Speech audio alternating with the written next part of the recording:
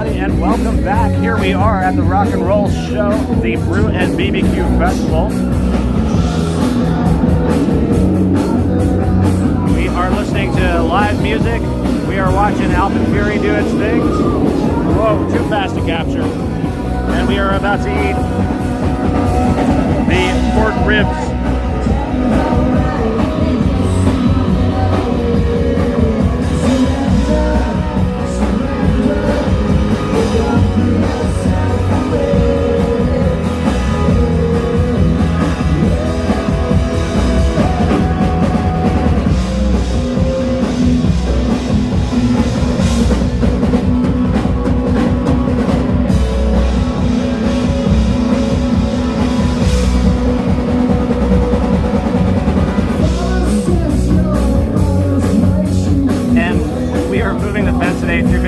Justice.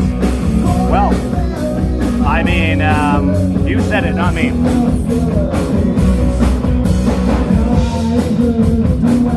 It is a hot one today. It is a scorcher, you might say. Scorcherous and torturous.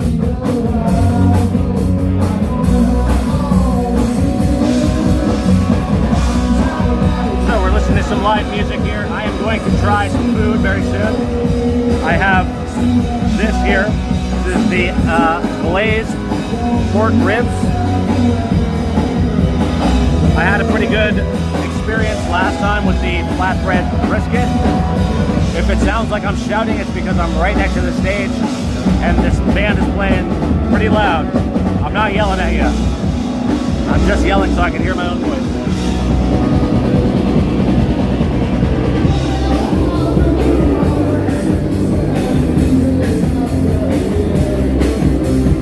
Getting a bit cloud coverage, thank goodness, coming in from that side. It is a hot one today.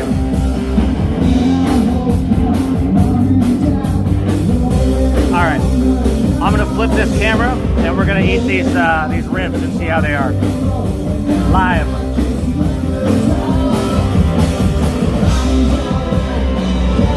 Hello everybody, and welcome back. Alright, we're going to eat these ribs. Hopefully you can hear me through the noise. I think I got it. The cameras might be a little hazy because it's still kind of humid.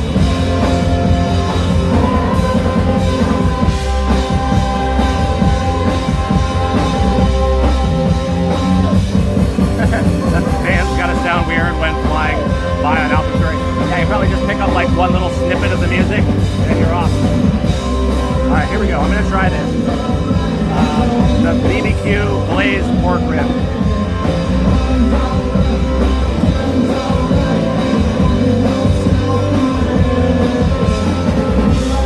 Wow.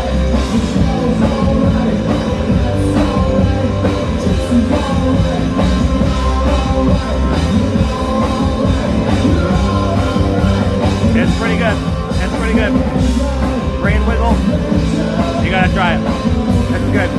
The seasoning is phenomenal. It's like exploding on my taste buds.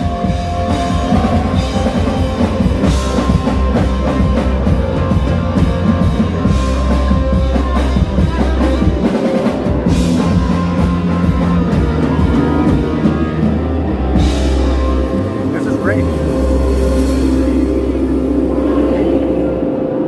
Alpin Fury going by in the back. I'm gonna give these guys a clap. Good stuff. I remember playing that song in Guitar Hero too. That's how we all learned that song. This is really good though. The pork ribs, very good. The flavor is amazing.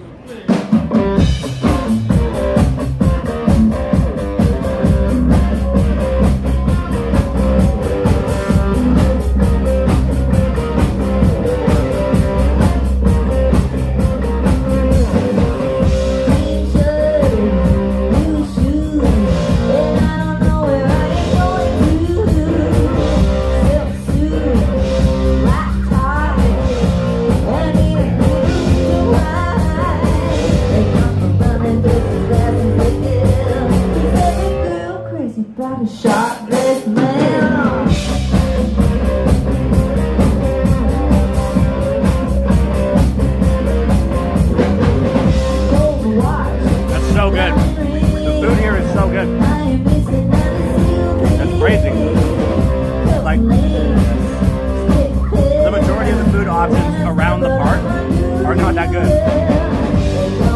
but this brewed BBQ food is top notch. Top notch. So the pork ribs comes with a side of coleslaw. Coleslaw right here. Not overly exciting, but I'm gonna try it anyway. See. And all coleslaw kind of tastes the same. Yep. That's coleslaw, right?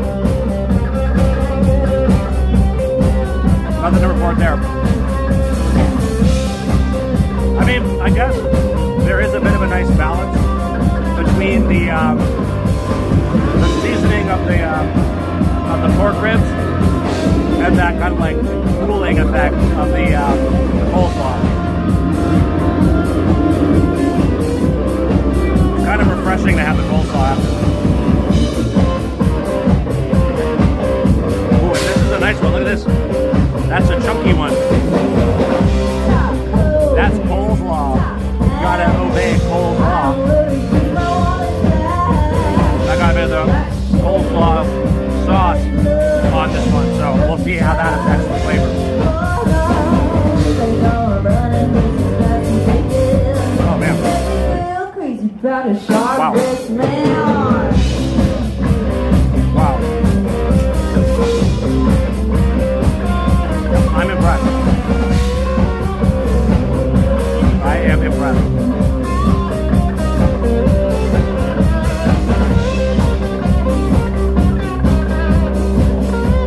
Side with the coleslaw on it. So, tastes pretty good.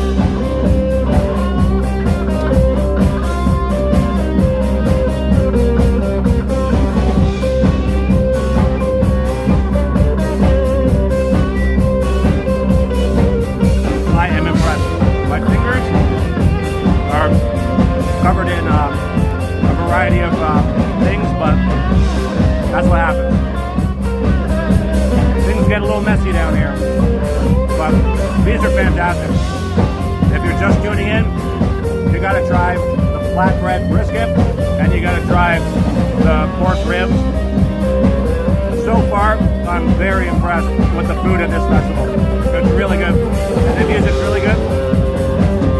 Bit of a different vibe this weekend than last weekend. Last weekend we had the bluegrass band playing, and now we got a bit more of a straight up rock and roll vibe going on. Alvin Fury, rocking and rolling all the time. Woo. Get some napkins. This is a messy meal, but it is delicious. Whoa. And there's a good amount of meat on those ribs too. It's always a gamble sometimes when you get ribs, like how much meat is actually going to be on it. But that was a really reasonable amount of meat, especially on that second one. That was a chunky one. So I still have the coleslaw left, and I don't know, am I gonna eat the whole thing? Coleslaw is just like, oh no, one of those weird like fillers. You don't know what to put as a side, just slap some coleslaw. Next weekend will be Animal Collective. Oh, playing here? Yeah.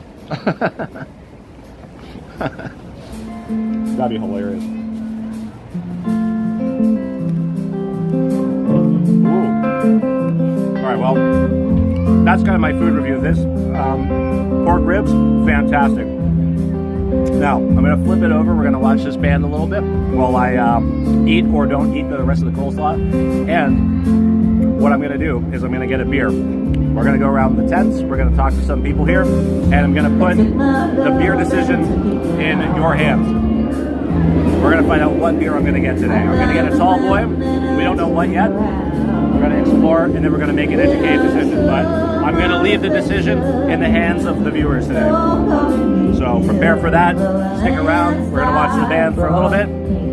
Hear this Fleetwood Mac cover, and then we will go to the beer.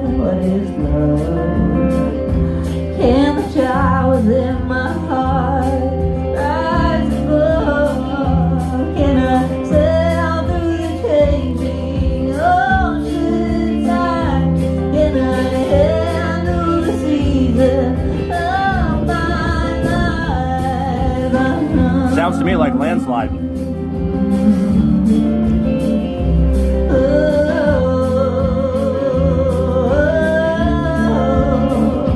Well, I've been afraid of changing, 'cause I live my life around you. But time makes you bolder when children get older, while I'm getting older too.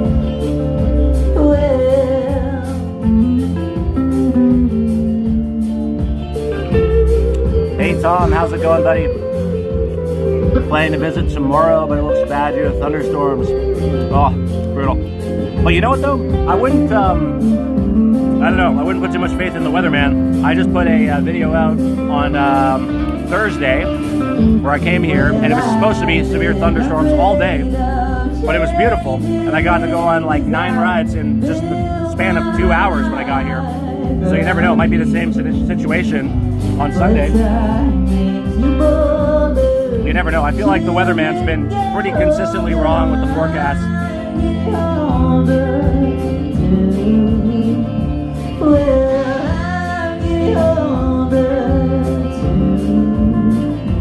So take this love, take it down.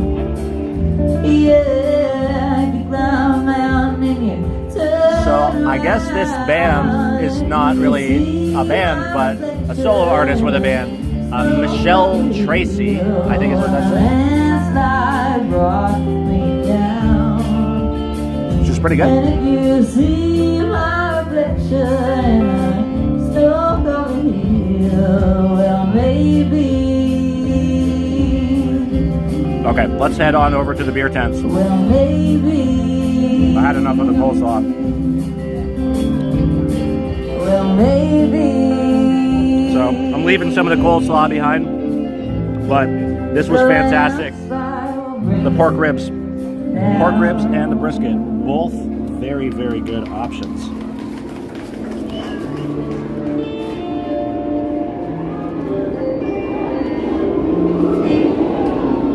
Okay, let's check out the beer. Well, let's check out Alpenfair first.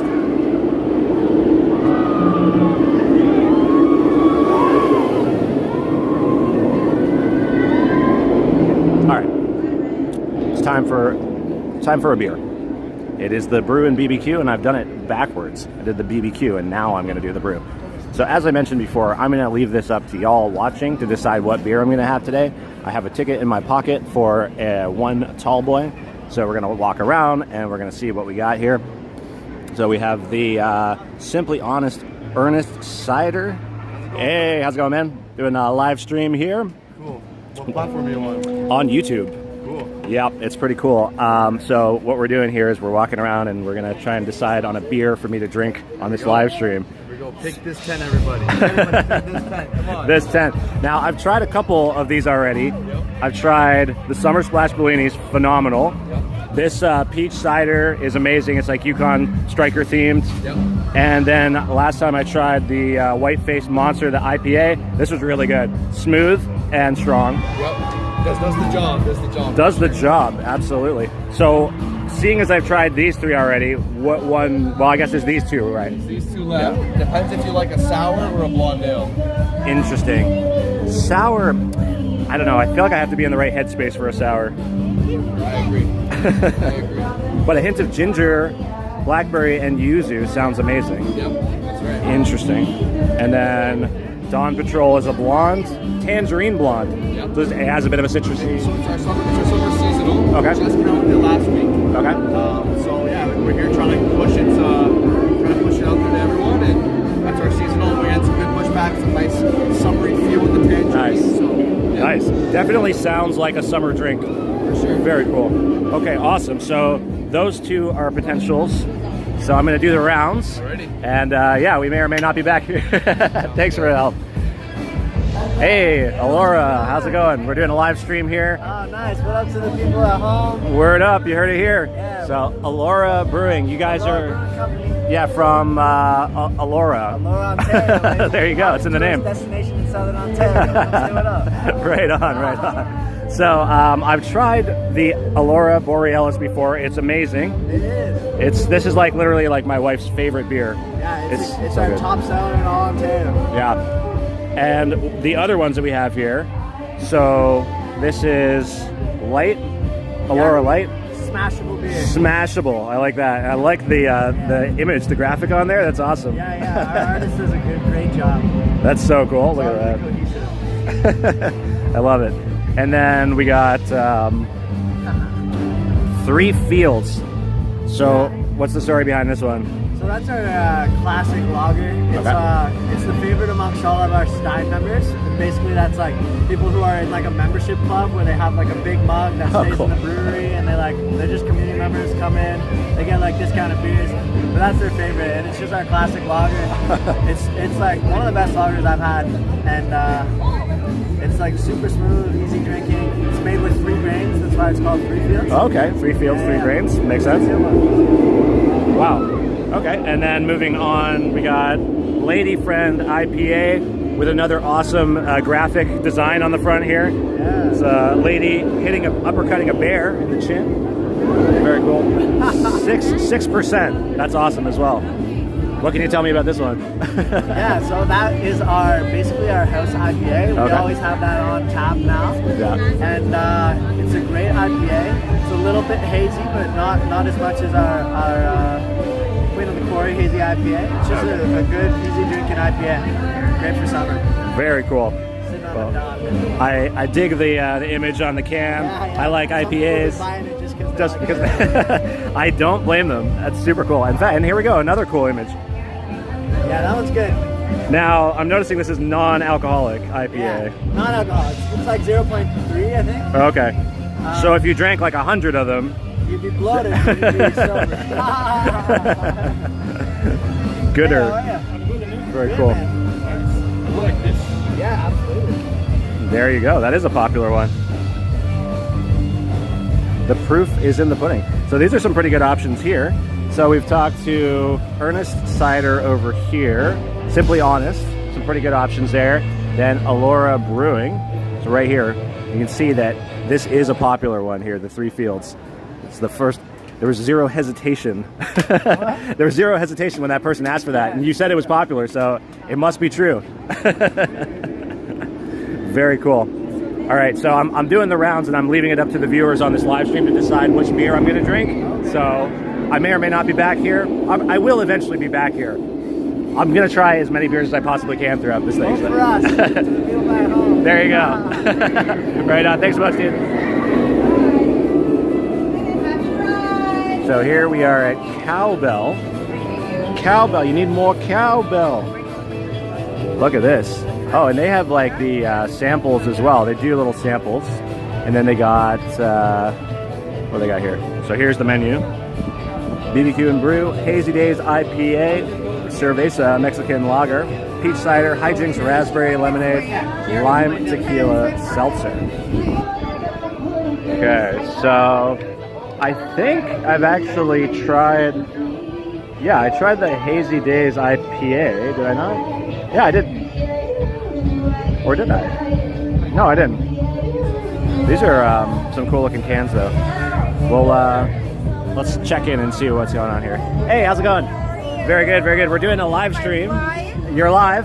Yep, live and direct. We're asking the viewers to choose a beer for me to drink. So I'm making the rounds here and seeing what y'all all have to offer. But if they know what they want, they can go right ahead. Because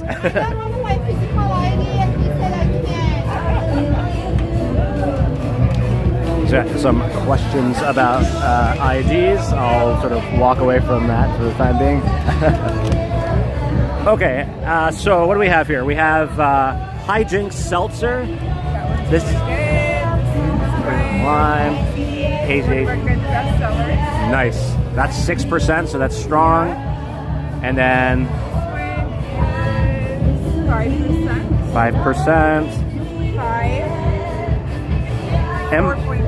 Am I reading that right? That's tequila seltzer? Yes. Tequila seltzer. I don't know if I've ever heard of such a thing.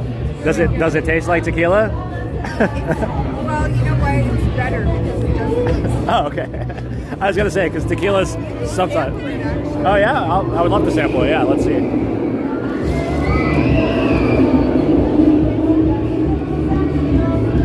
Okay, here we go. So tequila seltzer.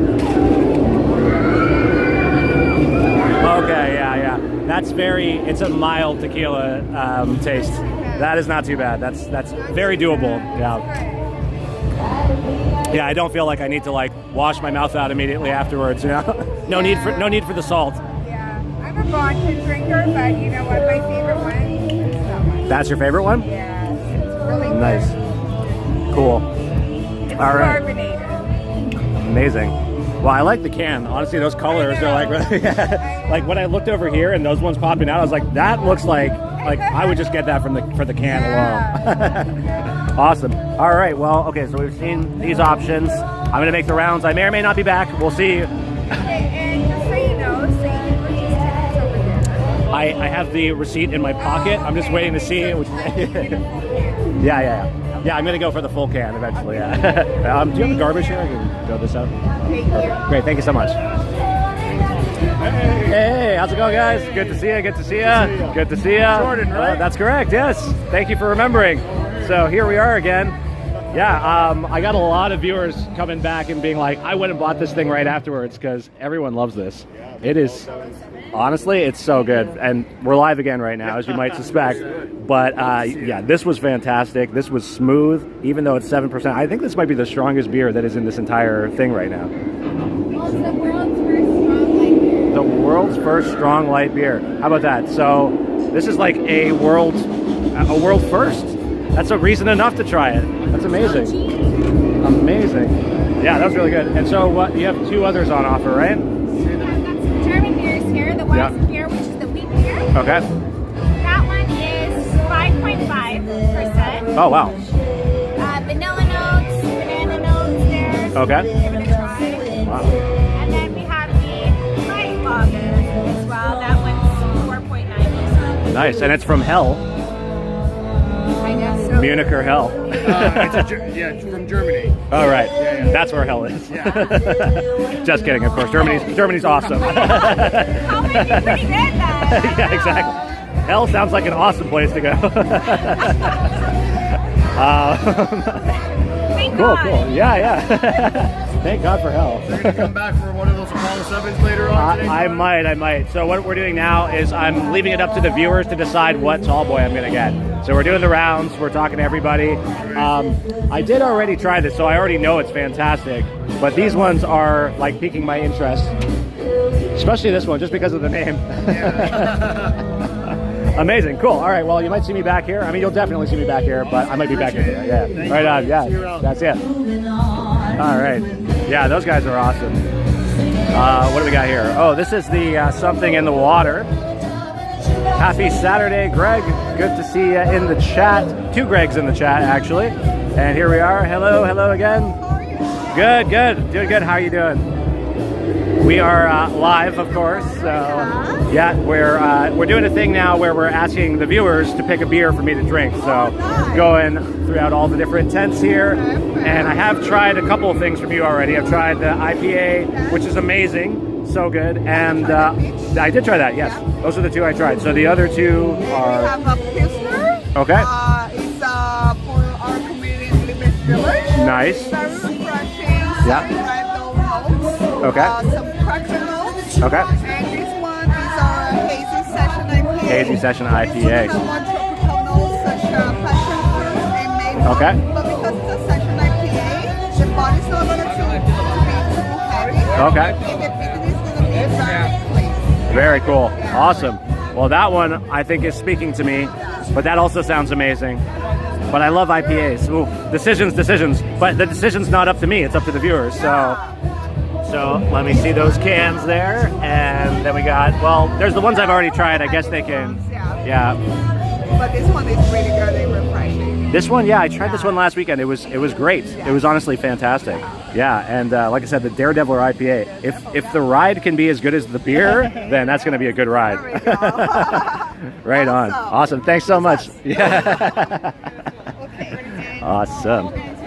And that's the thing. Everyone's so friendly here. Wild Card Brewing Co. How's it going, guys? Doing good. We're doing a live stream here. Checking out what everyone is offering, and then the viewers are going to choose a beer for me to drink. Yeah, absolutely. So let's see what we have here. We have a mocha stout. Mocha Stout. Very interesting. I've never ever heard of such a thing before. Really? It's one of our more popular ones. More popular over the winter time, but it's Makes sense. Makes sense. definitely the go-to. The way the brown ale. Got the brown ale. Awesome. Cool. And what's the percentage on these ones? This is a 5. Okay. That's a 5. We have a That's 6.5 and a hazy. 6.5. Wow. Very cool. These are very cool designs that you have on the cans as We well. designed them all in house.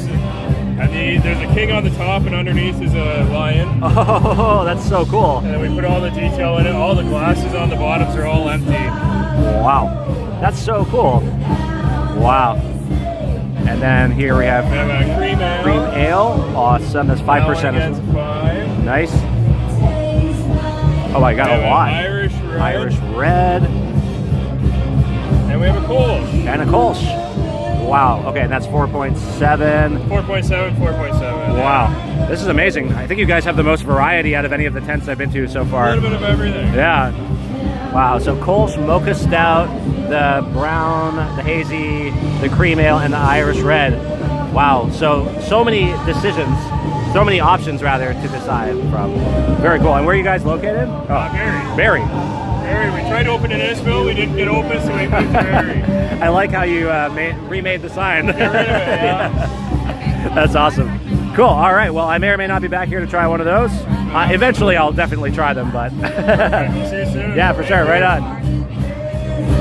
Okay, now we got Lost Craft. Lost Craft was not here last weekend. Hey, how's it going? Very good, very good. We're doing a live stream here, just walking around, checking out all the different booths and what they have to offer. I love Lost Craft. Yes, there is an IPA that you guys make. Supernatural? That might be it. It's in a funky can. Yeah, kind of psychedelic. Yes. Yeah. That one's awesome. I love that. Yeah. So what do we got here today? 3 flavors of Pure Dry. Okay. It's an electrolyte infused vodka beverage. Oh, It's interesting. non-carbonated. It's got 1 gram of sugar, and it's got electrolytes from coconut water. Wow. So this is actually like a healthy option in a way. So low sugar, and you get the electrolytes. I've often thought about this because I find myself like after a night of drinking, just slamming electrolyte after electrolyte. I'm like, what if this was mixed into the alcohol I was drinking? Then maybe. It tries to balance it off. Nice, exactly. That's awesome. So 3 flavors. Cherry lime, Yeah. raspberry, and then lemon lime. Lemon lime. Okay. And then other than that, we also have an espresso martini in a can. Espresso martini. Wow. LCBO. Okay. Very interesting. Very good. So you can start your day off with a martini. And then there's a rosé cider, I believe it's called. Okay, yeah, dry rosé cider. Very cool. Another very cool can. Yeah. I Love like it. them. They're fun. They're like a party outfit. Yeah, totally. That's awesome. Yeah. Cider and wine. Very cool. Wow. All right. Well, I may or may not be back, but this looks awesome. Right on. Take care. Slab Town. We are at Slab Town. Oh, really? You went to school with the girl from Calba? That's amazing. Hey, how's it going? Good. We're doing a live stream here, walking around tent to tent and seeing what everyone has to offer here. The viewers are going to choose what beer I'm going to eventually settle on. So this is your moment to pitch. Well, we have ciders. Okay, perfect. We have one. Yeah, And one beer. One beer. Okay. The Mexican lager. Yes. Muy bueno. Brewed with flaked corn to give it a little bit of sweetness. Okay. And then our ciders, we have the lemon tea. It's like an iced tea with a little bit Okay. of lemon and black tea. Yeah. And Okay. the legendary cherry made with tart cherries from Niagara. And the founder's tea. It's a little bit sweeter than our founder's dry. Okay. Which is our original and core cider. Okay. Gotcha. This one actually, I've tried this. This one's really good. Yeah. This is really good. Yeah, Yeah. it's not too sweet, but Mhm. just a little bit sweeter. Yeah. Than my original. And it's strong. It's 6.4%. Yeah, all of our ciders are very strong. Are they all 6.4? Not all of them, but they're in between. 5.8, yeah. They're in between like 5.1 and 6. Oh yeah, you got 6.1 on this one too. Very cool. Yeah. Very cool. I suppose the Mexican lager is probably not going to be super strong. 4.3 makes sense. Yeah. I don't think you can make a Mexican lager strong without completely changing the flavor of it. Yeah. That's awesome. Would you like a sample of anything? Sure, yeah. You know what? This legendary cherry sounds like something I would love to sample. That sounds delicious. It's very popular. It's one of our 4 ciders that we have in cans as well as bottles. Okay. And it'll be in the L Studio soon. Wonderful. Whoa. Yeah. That is great. Yeah, a lot of people expect it to be sweeter but because of the tart cherries. Yeah. That's actually perfect though, because you know sometimes they are too sweet, right? Yeah. And that overpowers everything, and then especially by the end of the drink, you're like, oh, can I do this any longer? Yeah. It's kind of refreshing for the hot summers. Yeah. This is great. Wow. Well, I hope my viewers pick this one. Glad you enjoy it. Fantastic. Amazing. Well, thank you so much. Yeah, no problem. Leave that there. Awesome. Thanks. Take care. Wow, that was really good. Oh, and we got this as well. Should I eventually, I don't know, is today a good day to throw a ball and try and win the Bob Ross plush toy? I mean, this is wild that they have Bob. What is that licensed under? Who is Bob Ross licensed to? Gaskin in the hizzy, Jamie in the house. Yeah, dude, a good cider every now and again. Now, there's a couple here that we didn't see last weekend. So Lost Craft was one that wasn't here last weekend, and also Heineken is one that wasn't here last weekend. However, I did speak to the person who was running the booth last weekend, and they did say that this is basically going to be like a rotating tent. Not that it's going to be rotating physically, but that it is going to cycle between. Last weekend was Coors Light, now it's Heineken, and then it'll be like, I guess, Molson Canadian or something. It's all Molson branded beers. But last week they had some games out here. They had a slap shot, a little hockey thing, as well as a cornhole. And then now they have this. And I don't know, is this actually a game? I guess it could be. It looks like a table with benches, but I guess you could also kick a little ball in between. And there is a little spinning wheel here, so I guess they do have some prizes. Not sure how you access that. Maybe you access that by buying a beer? I don't know. Heineken's a pretty good beer. I mean, it's not like a lot of these other companies here are doing like a craft thing. So I don't know, it seems a little more unique to the festival. But Heineken still is a good beer. So you get 2 spins, I guess. But we'll find out how this works. Hey, how's it going? So how does this all work? You get a beer and you get to... Yeah, so you have to go to the ticket booth. Right. You can either get a ticket, which is a sample, or you can just buy a beer. When you buy a beer, you get 2 spins on that, and you can win a t-shirt. Oh, cool. Okay. Very cool. And so we got Heineken here. Any special Heineken? The light, I haven't personally tried the light, but everybody keeps grabbing the regular. Makes sense. It's a good beer. Yeah, exactly. Awesome. Cool. So there's 2 options here. So the light is just a... It's like just a lighter 4%. Okay. I'm sure it has a little bit of a lighter taste as well. Gotcha. And yeah, you can either do samples, which I think you just grab a ticket from the ticket booth, or you can buy a whole beer. Perfect. Yeah. Awesome. Sounds great. All right. Thank you so much. Have a great day. You too. Cool. All right. So we've officially talked to all of the tents here. So let's figure out what beer I'm going to get. I have a ticket. I have a drink ticket in my pocket. There is a band playing right now, and let me tell you, you know, what goes really good with live music is a alcoholic beverage. So let's see, what are we going to choose? Some of y'all saw the options out there. Maybe some of y'all didn't, but let's make a decision. Let's make a decision. What's it going to be? Oh, hey, we can watch this guy do some juggling while we make the decision. Let's see. What am I personally feeling here? Like if I were to choose without the help of any viewers, what would I do? I mean, I already tried that 7% Apollo is fantastic. The Cowbell, there are some pretty appealing options there. The Seltzer, Allura could be good with that that bear, the fighting woman IPA or whatever it was called, and then we got the Whitewater Brewing, which I've tried 3 out of the 5, and they are pretty good, so safe to assume that the other options that they have are good too.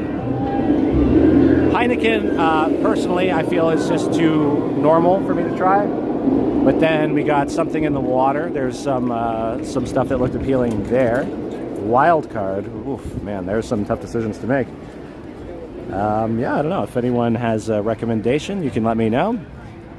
But well, let's give it a bit more thought. Let me head on over to the Daredeviler. Let's see. It's right there in the background. Let's see while the weather's nice here, how the Daredeviler is coming along. What progress? And then we'll head back on up. Now that we've got some time to think about what beer it is that I'm going to get. But I tend to go for IPAs. I tend to go for the stronger beers. I think that it's one of those things, it's like more bang for your buck in a way, if you think about it, because all these beers cost the same amount, and all the tall boys are basically the same volume of liquid. So, I think if you go for a stronger beer, it kind of makes the most sense. Now, here we are outside of the Daredeviler. Now, last week we had some rumors that it was going to soft open this past Tuesday. Obviously, that didn't happen. We were down here for a live stream. We were wondering if it was going to rain. We were wondering if this ride was going to open. We were wondering if we were going to meet Theme Park Worldwide. And we did get some answers. The ride obviously was not open. The weather was actually pretty much fine. It was a little cloudy. It didn't rain after all. And we did, in fact, meet Theme Park Worldwide on the live stream. So it was a success. However, what is not a success is the fact that this ride's not open yet. Now, I had a prediction going that this ride would open yesterday on June 12th. Others predicted perhaps today. But as you can see, it is not open. And the sad thing is that the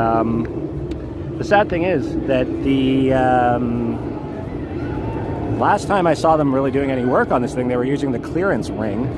And that was in my update video. I think I put it out sometime middle of last week, and it was basically, no action at all. It is a perplexing situation, but I haven't really seen anything happen since early last week. So they were doing the clearance ring, they were putting it through there. They noticed that that tree right over there that I'm pointing at, is like really close to the track. So it is definitely one of those things. That's the reason they use that clearance ring, is to make sure that there is enough clearance, so if someone sticks their arms or legs out, they're not going to whack them into tree branches or other obstacles. So they're going to have to get rid of that. They're going to have to trim those tree branches.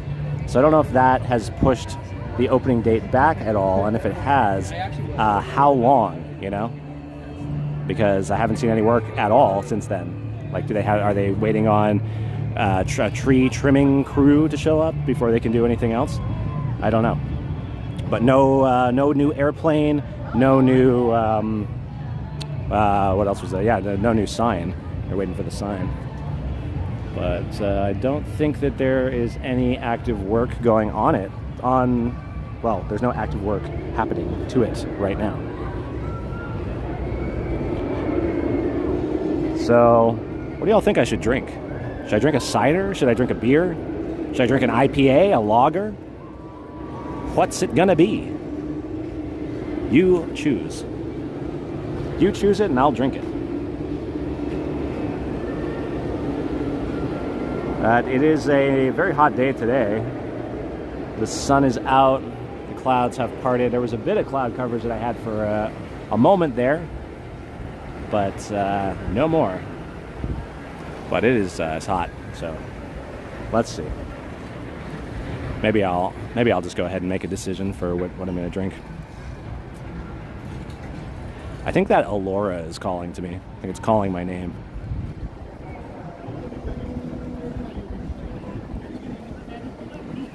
Cider, then IPA, double fist.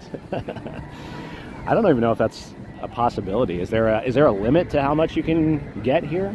Like, if I was like, I'll just get one of everything, and I just sit at one of the tables. Misfits. All right, well, let's see. Let's take another wander past.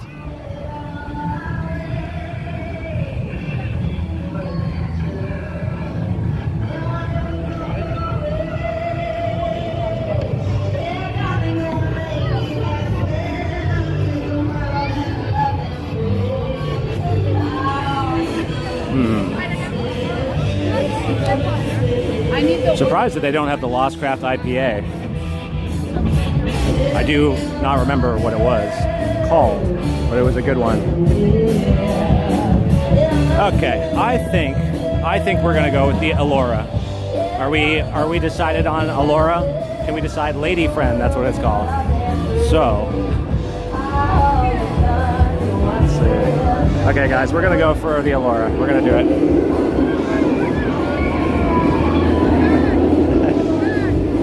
Hey, hey, hey. Hey, how are ya? Hello, everybody. We're doing a live stream. We were.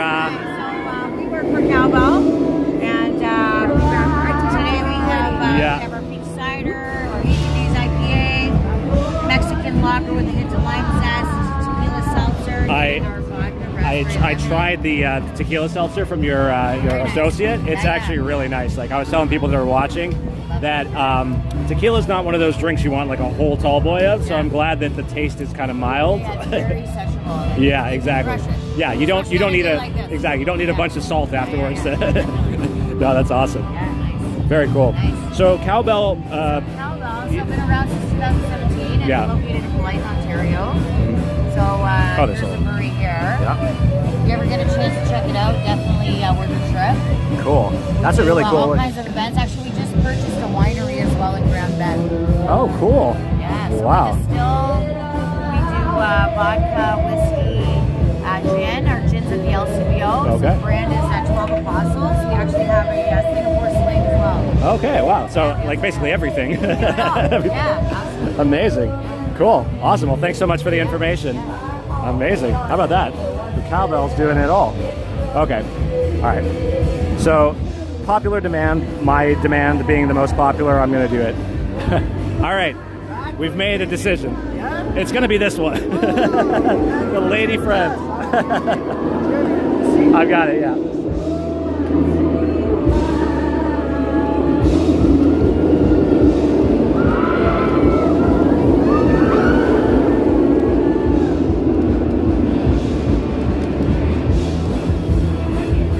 Awesome. There it is. Amazing. Thank you so much, my friend. All right. Success. We have a winner. All right. Thanks. All right. So here we go. The Lady Friend is the winner. It is an IPA by popular demand because it was my demand. I demanded it. And here it is. So we're going to try this right now. Thanks, everybody. We're going to take a quick break, and we'll be back at the 2 music. p.m. My name is All Michelle right. Tracy. Happy Brew and Barbecue. Michelle and Tracy. happy There you go. All right. Well, cheers to you guys. Cheers to you, Michelle Tracy. Oh man, that beer is good. The beer is good. Okay. Let's do our walk around. Now that we are we don't have the music, they're taking a break. We'll come back. Maybe there'll be more music when we're done our little walk around. But we have a beer, and the weather is hot, but there's a nice breeze.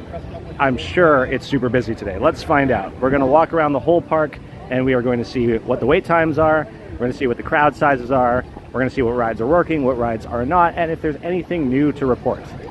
So we've just spent the first 45 minutes in the Brew and BBQ Fest. We have tried the barbecue pork ribs. They were great. I highly recommend them. Last weekend I had the flatbread brisket, and that was really good too. So far the food options at Brew and BBQ are good, which is a little shocking because people that have eaten food at Canada's Wonderland, you might already know that sometimes it's not the best. Oh hey, we got the flame and the launch of Alpenfury. Good thing I turned down here. So, pretty cool. Speaking of food, I just posted a video yesterday. If you're watching, you can check that out because you're already watching on the channel. And the video, yes, conveniently happens to be on the channel. Let's walk up this way. Yeah, I did a video on coasters.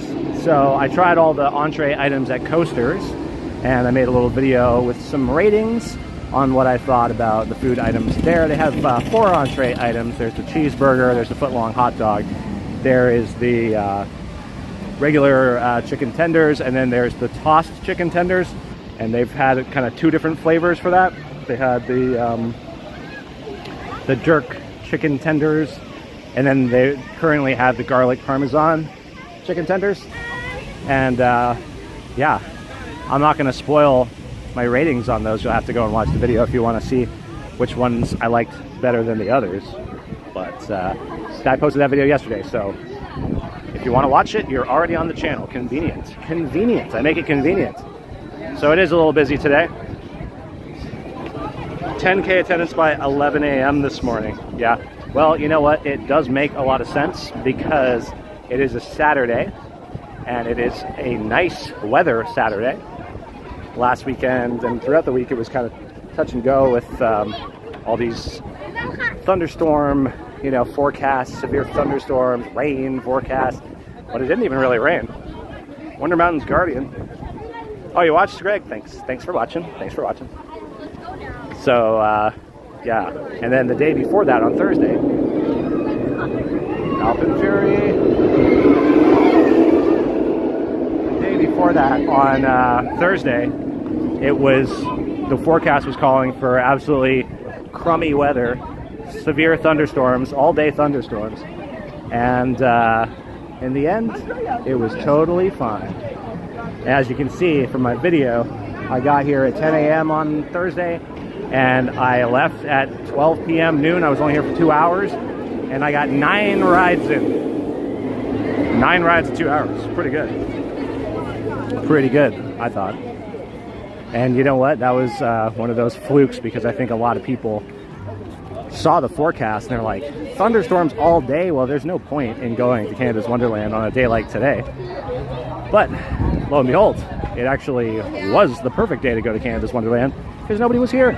Every ride I went on was a walk-on, except for when we got to Guardian, Wonder Mountain's Guardian.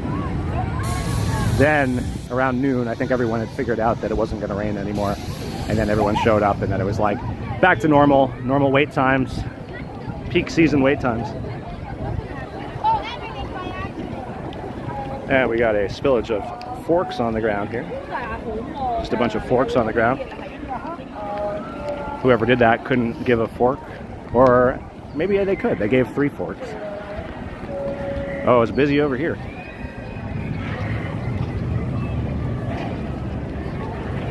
I went up on Windseeker on Thursday morning, part of my 9 rides in 2 hours experience.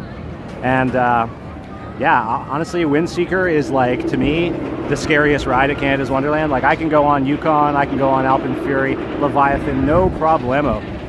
But something about being all the way up there in Windseeker on those, like, chairs that you feel like don't have adequate restraints, it's freaky, man. I don't know. It gets me every time. But I did go and I did get a really cool POV with the meta glasses. So I'll be posting that video, as well as some other POVs that I've been getting with those meta glasses throughout the next little while. So, you know, stay tuned. If you like POVs, you're going to see them. If you watch the Thursday video that I did, you'll see some snippets of those POVs. Something weird happened with those POVs, actually. When I was wearing the meta glasses, the first ride that I went on with them was Mindbuster, and I got like a front row seat and all. And you know, it was a lot of fun. The retract version of it is great. So I got off the ride, and I was like, cool, let me see this footage that I got. And I look at the footage from the meta glasses, and somehow the stabilizer just completely failed. And I wasn't even aware that there was a stabilizer in those glasses, but I guess it makes sense. And yeah, the footage, you can see it in that video. It's crazy. It's so shaky. I don't know what the heck happened. Sledgehammer, let's see, fun outtake. Thanks for watching. Let's see. We're heading over to Sledgehammer right now. Let's see what's going on. We did see some maintenance personnel on site earlier in the week. They're doing something. I don't know what. Don't know what. I am not a ride mechanic myself, so I don't know what these mechanics are doing. So, fairly long lineup for Cyclone even on a day like today. Doesn't bode well for the bigger coasters, but you never know. So we'll start with Behemoth, and then we'll head backwards around. That's what I think we'll do. Not sure if we heard that. But here we are, Sledgehammer. It is still closed, unfortunately. The sign still says we're preparing for your future enjoyment. And that's an open-ended sign, isn't it? Because your future enjoyment, while the future is, 10 minutes from now, but the future is also 10 million years from now. So what does it mean? How long must we wait? You kind of already have. Hey, you want to say hello to somebody? Peace. Bye-bye. Right on. Have a good one. He wanted to be on the live stream, and he was.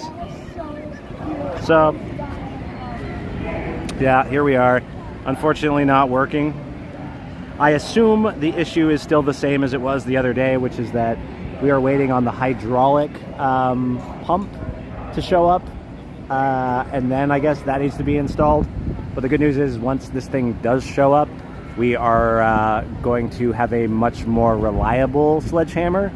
Because a big complaint, obviously, in the past with this ride is that it went down, pretty frequently. But now it's just down. It's just been down for like a month and a half. And we're waiting. But hopefully, it opens up soon. And then maybe it'll be operating a lot more reliably for the rest of the year. This is the only ride, the only flat ride in the world that looks like this. This is a one-of-a-kind creation. And unfortunately, it's not working. So that's a shame. Let's head over to Behemoth, see what the wait time is. Saw a pretty big lineup for Cyclone.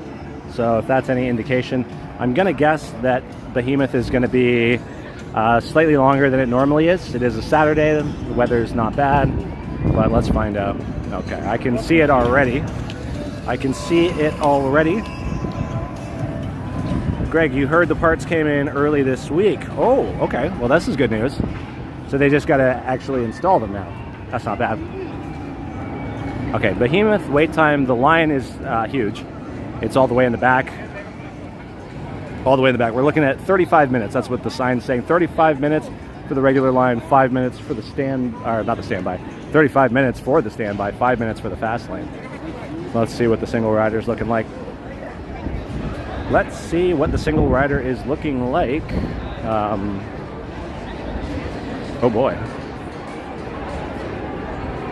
What is this line? Is this a line for fast lane?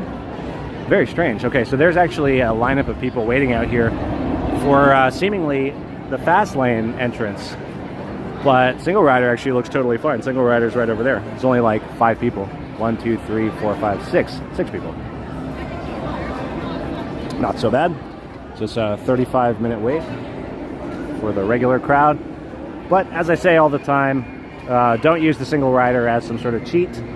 It makes sense if you are, in fact, a single rider. You've showed up to the park solo dolo. But if you are here with a huge group of people and you all just go in the single rider line, guess what? Single rider line gets completely crammed and becomes the same as the regular standby queue. Let's see what the backlot stunt coaster is looking like. Backlot stunt coaster is pretty popular this season. Oh my god. Wow. Okay, this sign is always really hard to see when I'm using the camera, but it's saying 50 minutes, 50, so almost an hour for backlot stunt coaster. Almost an hour. Would you wait almost an hour for backlot stunt coaster? It's kind of fun, but I feel like in the light of all these new coasters that have come since, I think backlot stunt coaster opened in 2005. Backlot stunt coaster, I think it opened in 2005, and it was themed at the time to the Italian Job movie. I'm not 100% certain that those years are accurate, but I think that is true. Because Italian Job came out in 2003? Well, That's a long time. So we got 35-minute wait for Behemoth. We got a 50 wait for Backlot Stunt Coaster. So let's head on over to Yukon Striker and see what the wait time is there. I'm gonna make a prediction based on what I've seen here. Yukon Striker's operational, like the operations, they are phenomenal. So I often find myself surprised at the wait times for Yukon because there is, you know, there'll be like a long time. Well, it'll be a long line rather, sorry. I'll see a long line, but then the wait time is relatively short. And I'm like, how's this happening? But it's because operations are so good, they get the people through real quick. So, let's see. I think it's going to be like 35 minutes, same as Behemoth. Maybe 30 minutes. Let's see.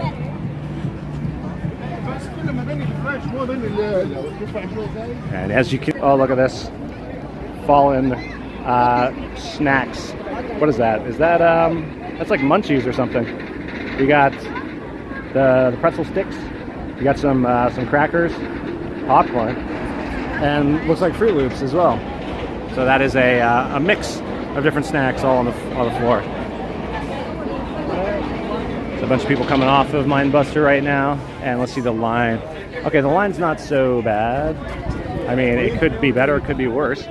It is, I'll show you.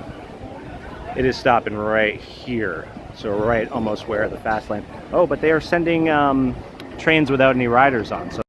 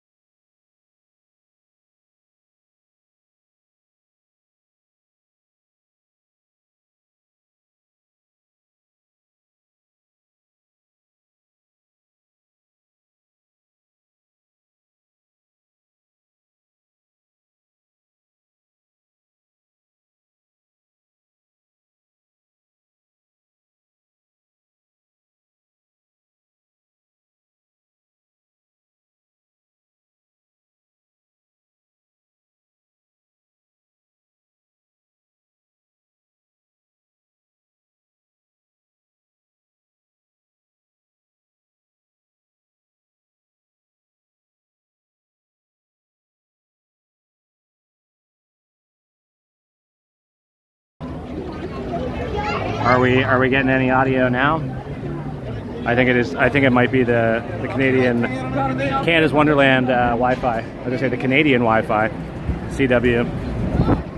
But are we getting any audio now? Look at all these people. Okay, audio's back. Great. Okay, so it was, I guess, an issue with Canada's Wonderland Wi-Fi, which is interesting, but it does seem to happen. And thank you, everyone, for letting me know about the audio, because that would be one of those scenarios that I could see myself being in, walking around the park, talking for like an hour, and then finding out that I've been talking to absolutely nobody. So as you can see, it is super busy here today. Splashworks is popping as expected. It's a hot day. There's a lot of people here. So makes sense. And it also makes sense why the Wi-Fi conked out, because all these people are probably on the Wi-Fi. There's like 1 million people here today and they're all using the same Wi-Fi. I bring like 2 friends over to my place and they connect to my Wi-Fi and all systems collapse. So I can see how that could happen here. All right, we're gonna head down. We've seen some wait times already. We're gonna head over to Alpenfest area. We're gonna find out how long the wait for Alpen Fury is, and we'll find out very soon. But what we do know so far is that Behemoth is advertised 35-minute wait. We know that Backlot Stunt Coaster is an advertised 50-minute wait. We know that Yukon Striker's saying 30 minutes, but I don't know about that because the line is like literally as long as it could possibly be.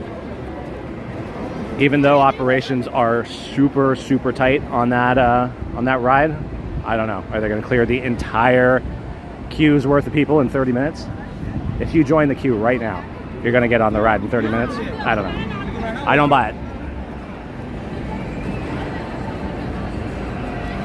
This is one of my favorite vantage points here for Yukon. It's really good. You get the this banked inversion over here and then right into the vertical loop. It's a lot of fun. Let's see, Yukon's going up its lift hill right now. It's going to do the dive. So, cool. And we're getting a bit of shade here, thank goodness. I'm cooking here. I'm cooking, and I got this beer, the Lady Friend. Look at this. Isn't this such a great great image on the can? This woman uppercutting the bear in the chin. I love it. It's a good beer too. This is it's an IPA, so it's a little stronger, 6.5, but it's smooth. It is smooth. Okay, so we're gonna catch this here. Here she comes. And into that vertical loop. Just amazing. Love to see it. Love to see it. Yeah, Yukon is definitely one of the best rides here, obviously. I've been asked this before, but I can tell you all right now, in terms of my personal rankings of the coasters, I would say Alpen Fury is number 1, the best coaster here. It's also in my top 3 coasters that I've ever been on. And second place would go to Leviathan. Third place would go to Yukon Striker. And fourth place would go to Behemoth. Followed now, just now because of the retrack, followed in 5th place by the mighty Canadian Mindbuster.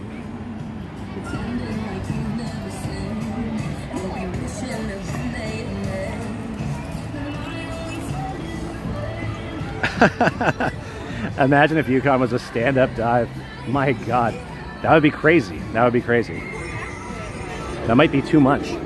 That might be pushing things to an extreme that humans are not yet ready for.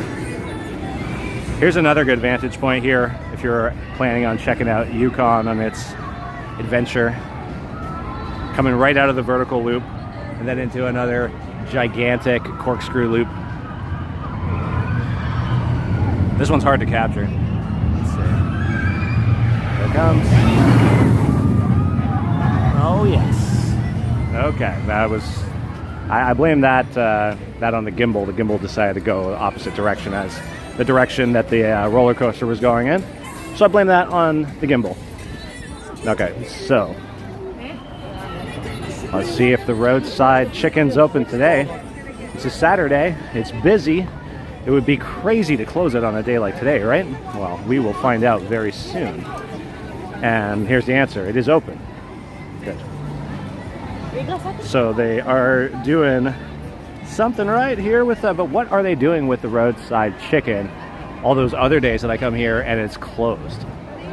This place, the hand-breaded chicken wrap is phenomenal, and I do not know why it's been closed. I don't know why it's been closed. Let's see, today seems like a great day for people to get totally soaked on the Timberwolf Falls experience. This is the full name, the Timberwolf Falls Experience. It's like Jimi Hendrix. Let's see.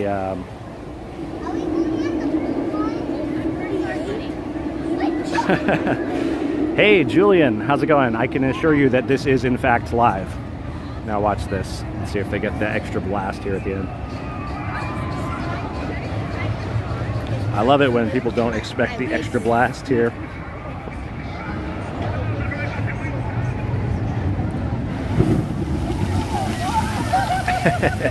And there it is. So good. Okay, let's go over to the splash zone and see if there are people waiting in the splash zone. Am I crying or am I happy? Am I sad? I think I'll stand here for the time being. This is one of my favorite spots as well. This, if you have like a nice camera, is like the perfect vista. You know, you got Yukon Striker in the background, you got Windseeker, you got Tundra Twister when that goes around, and you get the drop from Timberwolf Falls right there, as well as the bridge where people stand and get splashed. So you got a lot going on in this frame here. Big fan. Let's see, hopefully they send one up soon so we can watch the splash.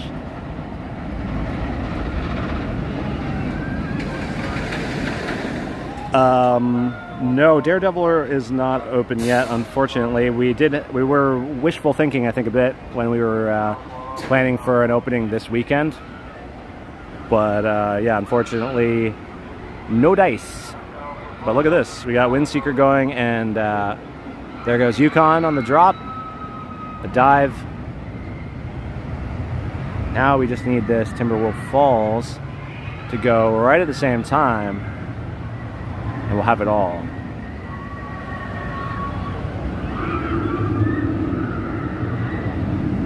I think people might actually like die of heart attacks if Yukon was a stand-up.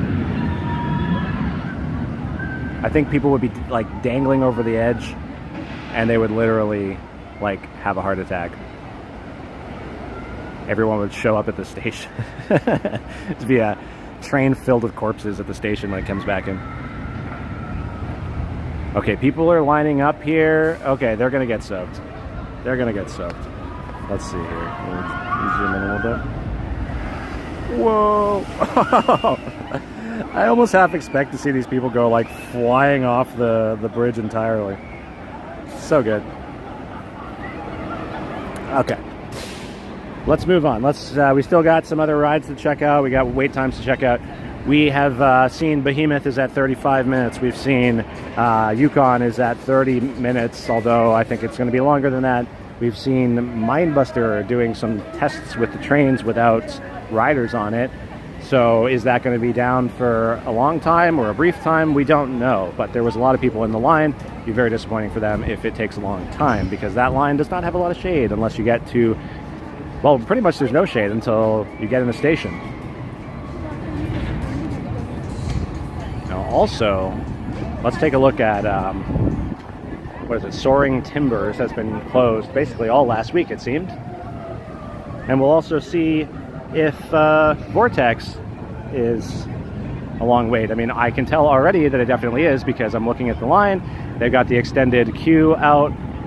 There's a lot of people here. What is the wait time that we're looking at? We're looking at 45-minute wait for Vortex. This ride's popularity this season is something that should be studied. I don't know what is going on, but Vortex has made a resurgence and people love it and people are going on it. And we have Soaring Timbers back in action as well. That was closed last week. but it's open again. So not that anyone really cares because Soaring Timbers is not a great ride by any stretch. What up, chat? So it's back and it's working again. I'm sure for everything that exists, there's going to be one person that really digs it. So it's quite possible that the Soaring Timbers is someone's favorite ride. Now Timbers Grill though closed. Saturday, busy, opportunity to make money. Why is it not open? Not the biggest deal in the world, just because there are, only a few food items there. I tried the hot honey sausage from Timbers Grill, and it was pretty good. However, it was a little bit sullied because the day that I got it, it was Victoria Day, and a kid was running full speed towards me, and he was kind of looking sideways, and he slammed right into me, and the sausage went right in the kid's ear. So here we are at the human zoo, as I call it, and it is not actually as busy as I've seen it in the past. I'm a little bit surprised by this. It's filling up quickly, but there is still a little bit of room on the last 3 rows of the switchback here. So that's not so bad.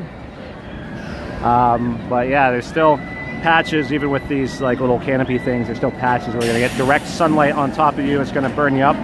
You're gonna cook like a rotisserie chicken in there as you go one way and then the next. That's how it works. The line for The Fly, David Cronenberg's The Fly, is all the way back here. So this is a long wait as well. So if you're planning on going on any roller coasters today, you are going to be waiting. That's just the facts of life here. Just the fact. Is The Fly anybody's favorite roller coaster? Oh, there's a bit of cloud coverage. Oh, that's nice. That is welcome. That's welcome. Okay, so based on this line here, basically going on, well, 2 rows shy of being full switchback, what do we think the time is going to be? What do we think the wait time is going to be? Ooh, you're going to try and rope drop Alpin on Monday, start the holidays. Excellent plan. Excellent plan. That's the time to do it. Try and get it those early weekday days, early in the morning. Right now is the best time to do it because very soon these schools are going to be letting out for the summer and things are going to be very different. Wait times are going to go up, for sure they will. Alpin Fury, we are looking right now at a wait time 90 minutes is what's posted, and then 30 minutes for the fast lane. So 90 minutes. I mean, that could be right. It could be right because the line is not totally full. It's very shocking because it's a very busy day at the park today, but the line is not totally full. So they're saying 90 minutes, an hour and a half. Not so bad, not so bad. It's all relative, of course. If it was 90 minutes for like Behemoth, I would say it was insane and that there's no way that anyone should wait in that line. But for Alpin Fury and knowing how long the line does get for this ride, 90 minutes ain't so bad. And especially on a day like today, a Saturday, middle of the day, decent weather, wild. Think poll, you might come tomorrow. Right on. I've heard some rumors about the weather not being great tomorrow. But it's tough to say because the weather man, the meteorologists have been getting it wrong quite a lot lately. What's your thoughts on membership versus season passes? Well, I just get the season passes, so I think that there are other perks with membership. Like, you can get snacks basically whenever you want, right? Every 90 minutes. It's pretty good. And I'm sure there are others, but I don't really have a good answer on that one because I am a season pass holder guy, and it's worked out pretty well for me. So I'm not really, I haven't been given a reason yet to go with any other sort of deal. But that is a good question.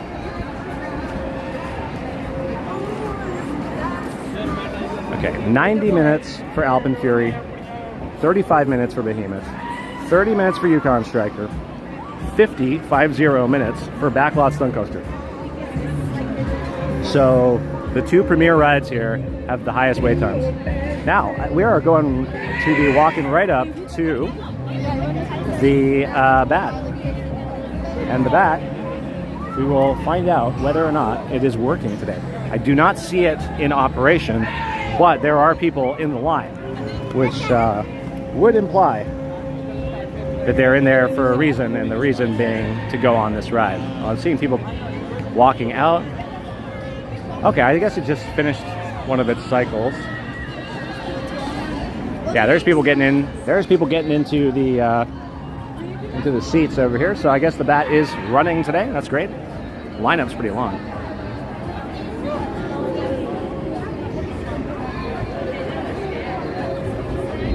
You know, it's interesting that you should say that, Gaskin, because there has been a lot of talk about what's going on with these season passes, right? Like, they sold out of the Silver Pass, and I don't know if we've ever really seen that happen at this point in time, you know, right when the park opens basically for the season. Sold out of Silver Season Passes already, and a limited amount, I think is what they said, for the Gold Season Pass.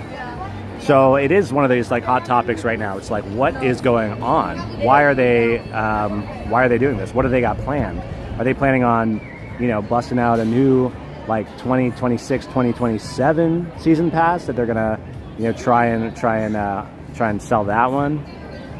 Who knows? But maybe it's what you're saying. Maybe they're gonna just try and do the membership thing going forward.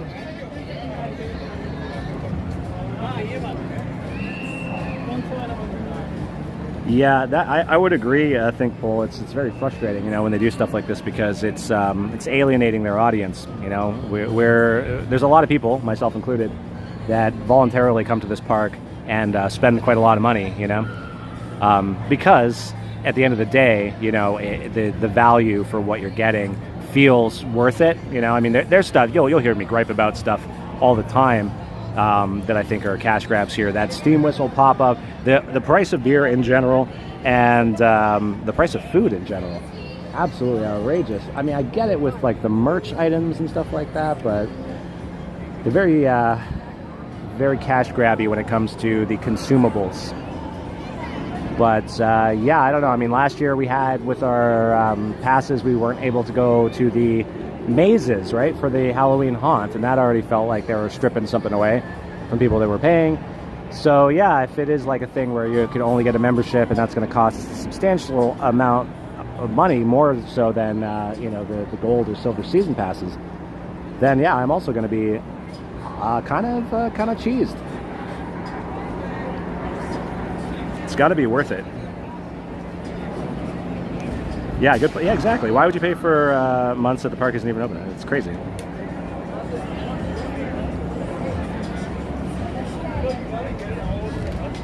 They're gonna increase. Well,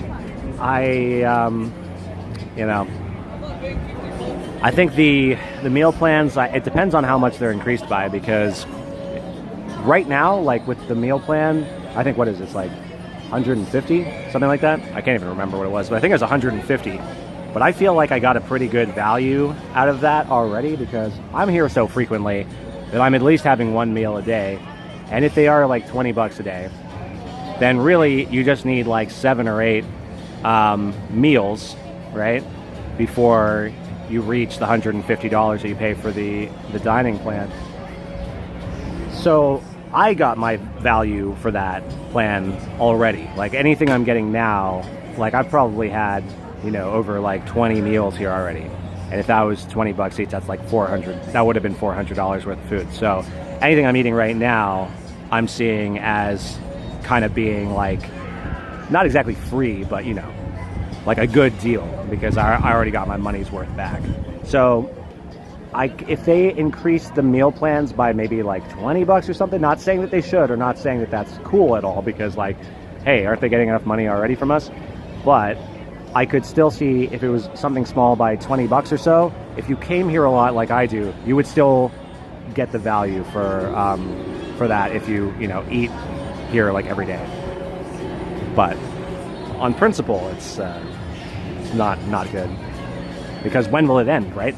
If we allow them to jack up the price by 20 bucks right now, and people are cool with it, then what's to say next year it's not jacked up another 20 bucks, and then maybe 6 months down the line another 20 bucks, and then boom, before you know it, you are paying like $400 for a meal plan. Now, what the heck is going on with the bat here? I'm standing here for two reasons. One, because I'm in the shade, and two, because I did want to prove to everyone that the bat was actually operational today, but, well, one of those two things is not working out so well.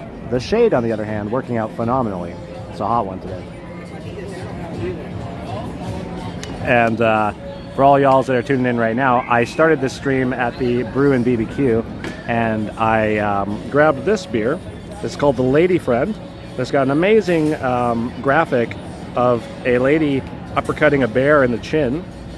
It's an IPA, and it is 6.5%, so it's pretty good. Yeah, portion size of quality of food has decreased. Price is going to increase. I got wood-fire steak at Cedar Point on my meal plan for... Dude, like, when I went to Cedar Point, the food, it's like night and day. It's like night and day.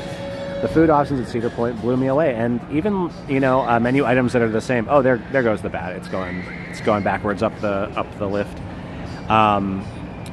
Yeah, the even items that are the same, like I kind of talked about this in the video I just posted about the main course meals at Coasters, and like the chicken tenders at Coasters pale in comparison to the chicken tenders that are at Cedar Point. Like, the chicken tenders at Cedar Point are so good that I literally ate them like 3 times. I had all sorts of options, but I chose to go with the chicken tenders 3 times in a row. The chicken tenders at Coasters are, they're a little flavorless. They'll fill your belly, but they're not special by any means. I've had the chicken tenders at the King's Feast as well, also just kind of bland, a little stringy, to be honest.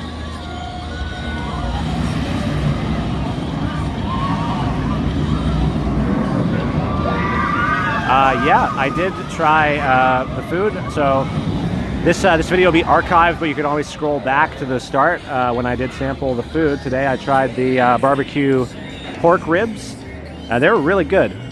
They were really good. And it's kind of funny because we were talking about food, and yeah, the food pricing is pretty whack.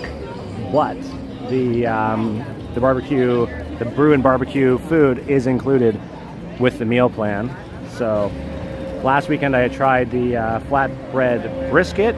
It was really good. I was shocked because, as we've been mentioning, some of the food options around this park are not the greatest, but that one was really good. And today I tried the barbecue glazed pork ribs. They were really good as well. Yeah, go to Tokyo. Yeah. So this brew and BBQ food is actually a win. It's a win. Try it out, and it's limited time, so just for the rest of the month on the weekends only. And the graphic, yes, the graphic on this can slaps hard. This was one of the main reasons that I was sort of pulled back to this, because I just love this can. It's great. King's Feast chicken tenders are pork, yes. So I don't know that I've tried the chicken tenders at Lazy Bear this season. I tried, they have like some chicken drumsticks, I think they are, and those were okay. They were okay. They weren't amazing. The other food that I had this season at the Lazy Bear has been absolutely disappointing, I gotta say. Very, very sort of bad experiences with the food. The first item I had was the donair. It was terrible, bone dry, and the sauce that they had on it was a joke. The other item that I had there just recently was the veggie meatballs. The veggie meatballs. Unbelievable that's even an item there, and it was terrible. Just like one of the worst things I've ever eaten. So here we are at Leviathan, and we're looking at a wait time of 60 minutes. 60 minutes, or only 5 minutes if you have the fast lane. And that definitely is true for the fast lane, because you can see right there on the stairs, that is a straight shot. You walk through that gate and you are basically already in the station. But for everybody else that does not have that fast lane pass, you are looking at a 60-minute wait. Let's take a look down the line and see how far back she goes. Yeah, the drumsticks are, yeah, they're small. Is the third train back? I don't know. Let's take a look. We got one of them leaving the station right now.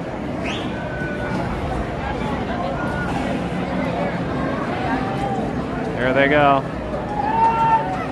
Fare thee well, brave souls, as you begin your ascent to 309 feet to be dropped at a total top speed of 148 kilometers per hour.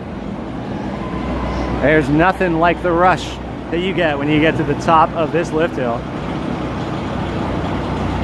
So we got 1, 2, yeah, we got 3 trains, baby, back in business. 3 trains. So that's good. Operations are always really good for this ride as well. They get people on, they get people off quickly. If you've ever been on this ride, you can hear them counting down. They hustle.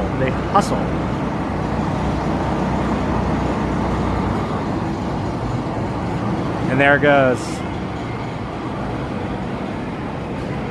So awesome. When you get to the top of that hill and the views, you look around, you can't even believe how high up in the sky you are. And then before you know it, you are plummeting down back to Earth at 148 kilometers per hour.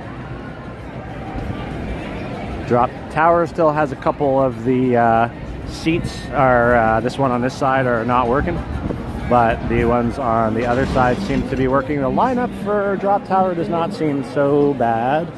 It is a little busier than usual, but not too bad. I'll bet you only wait about 20 minutes in that line. It's easy to fall off.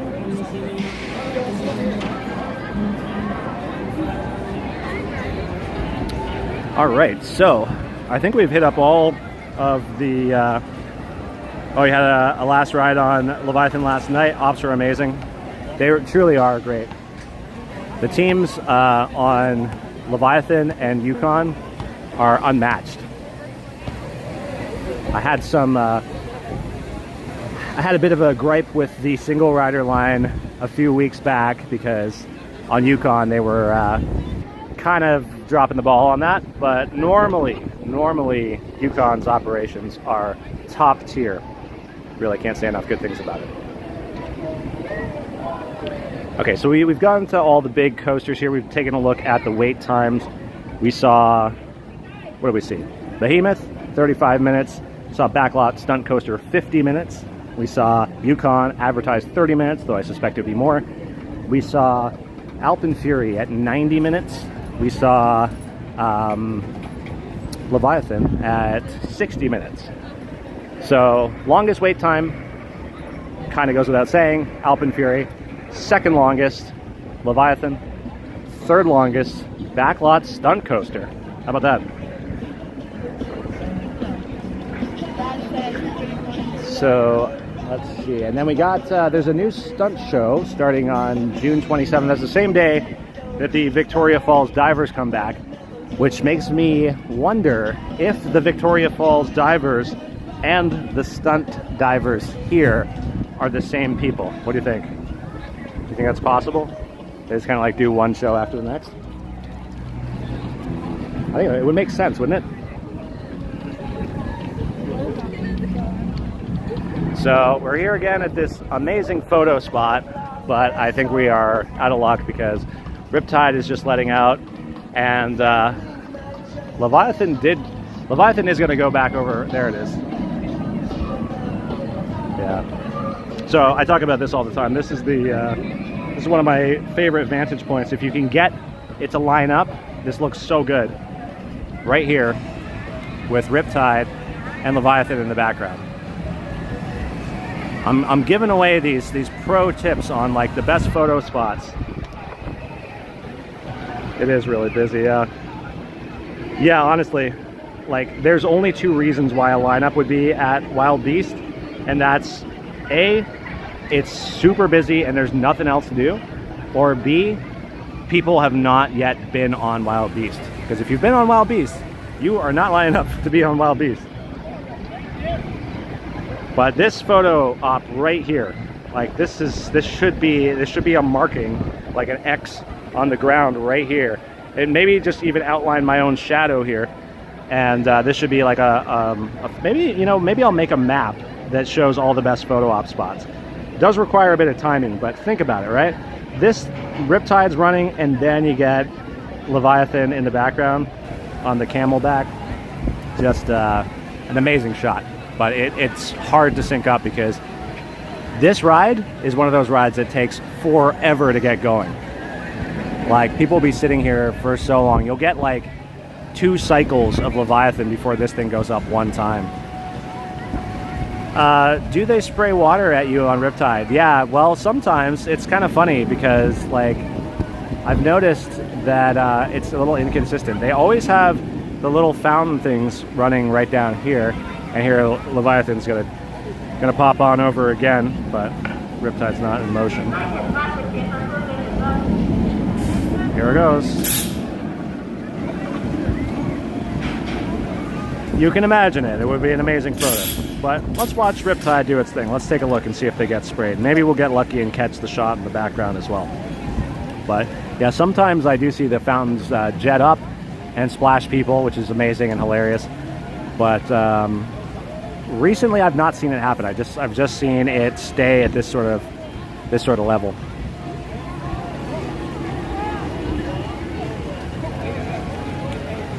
Well, while we're waiting for this ride to get into action, let's shift gears a bit. Has anyone seen Backrooms? Anyone seen that movie Backrooms that came out? I saw it the other day, and I quite liked it. I thought it was pretty good. I don't know. What are people's thoughts? Did you like it? Did you hate it? I feel like it's kind of it's one of those movies. There's a lot of sensationalizing going on with Backrooms, and depending on what kind of person you are, that might already ruin the movie for you.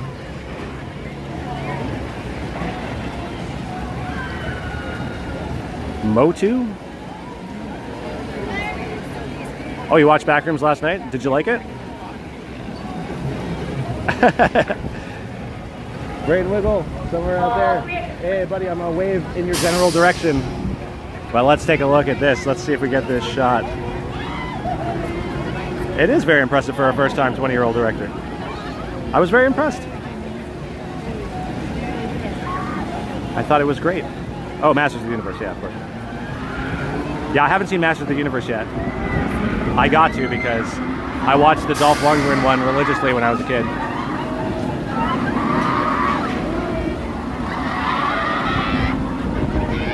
And at the end of the Masters of the Universe, oh look, they did get splashed a little bit. At the end of Masters of the Universe, the Dolph Lundgren one, I almost got the shot. Almost got the shot.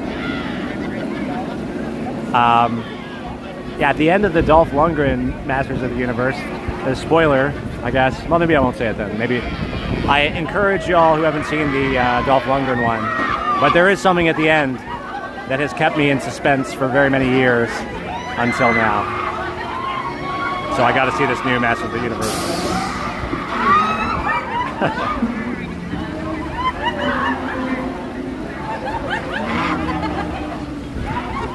Look at him go. And if you are planning on going on a ride today and you don't want to wait in a long line, Riptide does seem to be a good option. There's not very many people in the line. In fact, there's a lot of empty seats on the ride right now.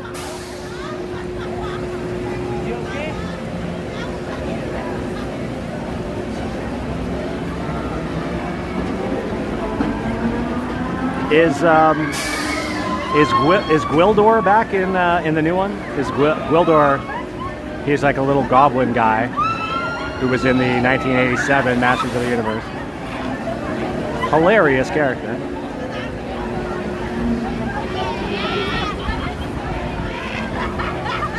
Yeah, I saw Obsession as well. Obsession was also really good. I gotta say, like, very impressed with Obsession and Backrooms, purely because these are like young first-time filmmakers. I mean, I know that they've made, YouTube shorts in the past, but it is definitely one of those impressive things when you can make a feature film. And what's amazing is, the amount of money that it's pulling in, because I think it was Obsession that was made for $750,000, and it's raked in like millions of dollars in the box office revenue. And then you got something like, you know, Star Wars, Mandalorian, and Grogu, which I'm sure the studios thought was going to be like the, you know, blockbuster hit of the summer. I mean, it's a Star Wars movie. It's a Star Wars summer movie. How is it going to fail? And it's like totally failed. And the box office revenue is bad for it. I think it lost money. It cost obviously millions and millions of dollars to make. And then you got you know, a first-time filmmaker, technically first-time filmmaker, with Curry Barker doing Obsession, and it's bringing in all this money, and people are loving it, and it's bringing people back to the movie theaters. So it's really funny to see this happening in real time, because I think it's a good thing. I think studios have been getting a little complacent with just regurgitating stuff, doing remakes and just more Marvel movies or Star Wars movies, and just you know, relying on the fact that people already know that, and then hyping it up a bit and getting people to go to the movie theaters. But the movies themselves are terrible.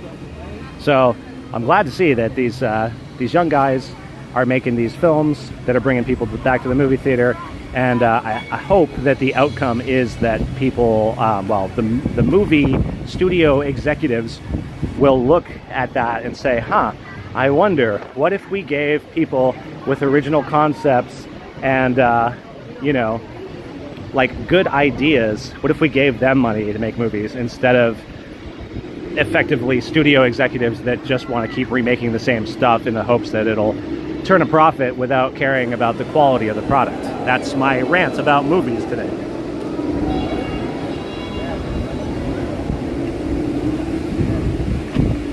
Ooh, okay.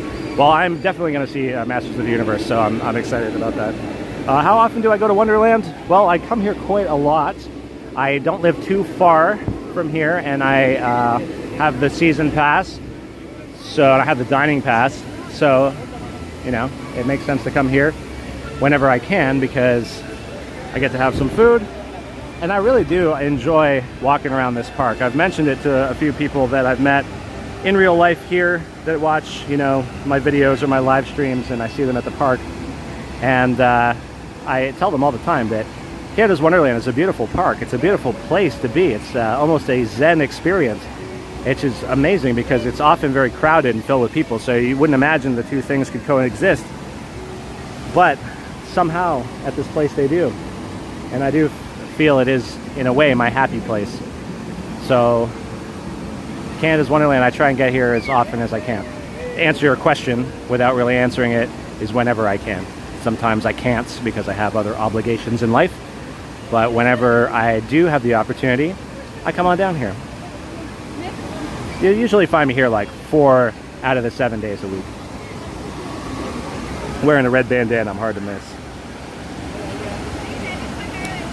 Joshua, Riptide is one of your favorite fly rides at the theme park. Wow. That's not something you hear all the time, but you know what? It's very valid still. It's a fun ride. It's a fun ride. I wish that it would have a quicker load-in. I wish that the operations were quicker on it. That's really my only beef with that ride, because on a hot summer day, you're just cooking there waiting for like the harnesses to come down, and then they go back up, and then they gotta come back down, and you don't even know what's happening. Before you know it, you're just completely sunburnt, and you're like, okay, is this thing gonna go?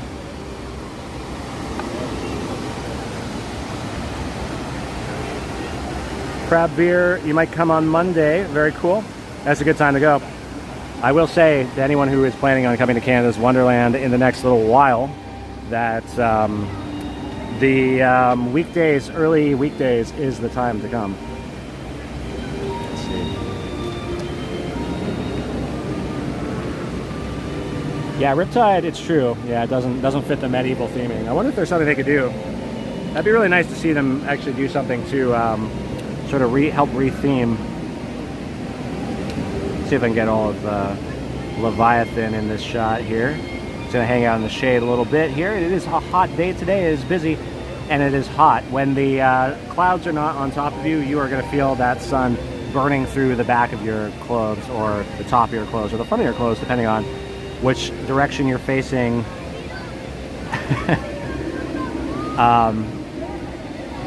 Now, as many of you know, Theme Park Worldwide, great YouTube channel.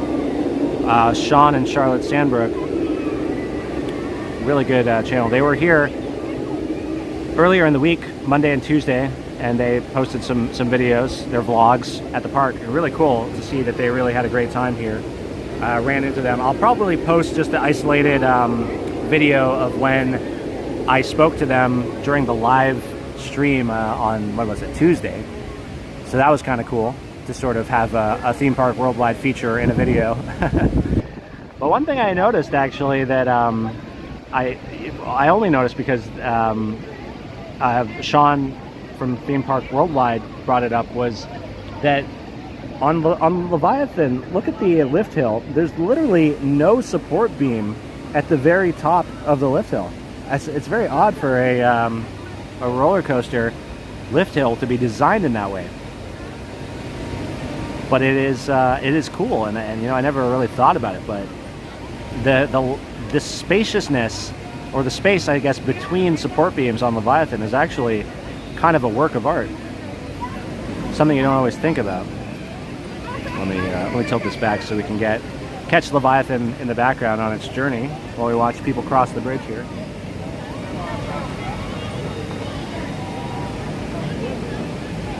You subscribe to Theme Park Worldwide? Yeah, they're great. There's like so much content on there. You really can't go wrong with it. Theme Park Worldwide, there's like endless videos, and then they also have a secondary channel that is called, what's it called? The Sandbrook Adventures, I think, and they do all just vlogs of their non-theme park adventures, which is pretty cool. And it got me thinking maybe I should post some of my like vlog experiences too, because you know, my wife and I travel to theme parks, you know, every now and again, whenever we can, really, when the opportunity strikes. So we often kind of make a whole vacation out of the outing. So I wonder, and y'all can let me know if this is something you'd be interested in watching, but if I were to post vlog videos that kind of aren't just centered around the theme parks that we go to, but like maybe, you know, showcase the hotels that we stay at, and maybe some of the other little things, little places of interest, you know, along the way. I don't know. Oh, you subscribed to me. Fantastic. Thank you, Brad Beer. I really appreciate that. Orion at Kings Island. Nice.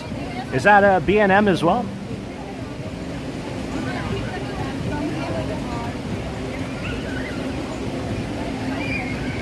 Still planning on going to a few other theme parks throughout the summer, so I will do some videos like the one you saw for Cedar Point recently. Cedar Point, where I almost died, and I know that there is one question: do you have a brother? I do. It is a B&M? Nice.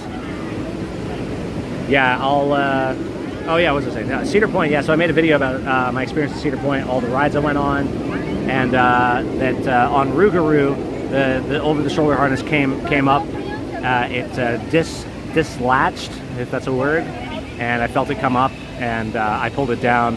I felt it click back into place, but I held it down for the rest of the ride, and I was a little concerned. And I got a comment on that video saying that was a clickbait title, and you know, I see how people could perceive it that way, but I feel like at the end of the day, you know, I'm not a ride mechanic, and I even though I go on a lot of rides, I don't necessarily know how like the full mechanics of the ride and the safety harnesses and the safety systems function. So, in my mind's eye, when I was on Rougarou and the harness lifted off of my shoulders, I thought I was going to die. So, it's not clickbait, it's legitimately what I felt was going to happen in that moment. And, you know, there are people out there that know a lot more than I do about the mechanics of the safety, you know, features on the rides. So, I'm glad when I hear someone in the comments say, well, actually, you didn't almost die because, you know, there's this, that, and the other in place that would have still protected you.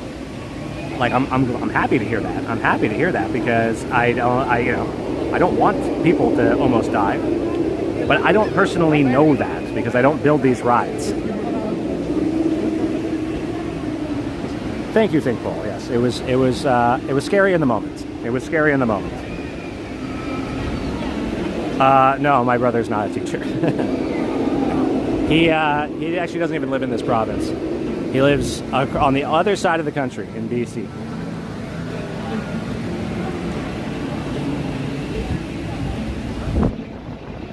But I suppose everyone's a teacher to some degree. Everyone has some knowledge to impart onto somebody else. We can all teach people things. Hello.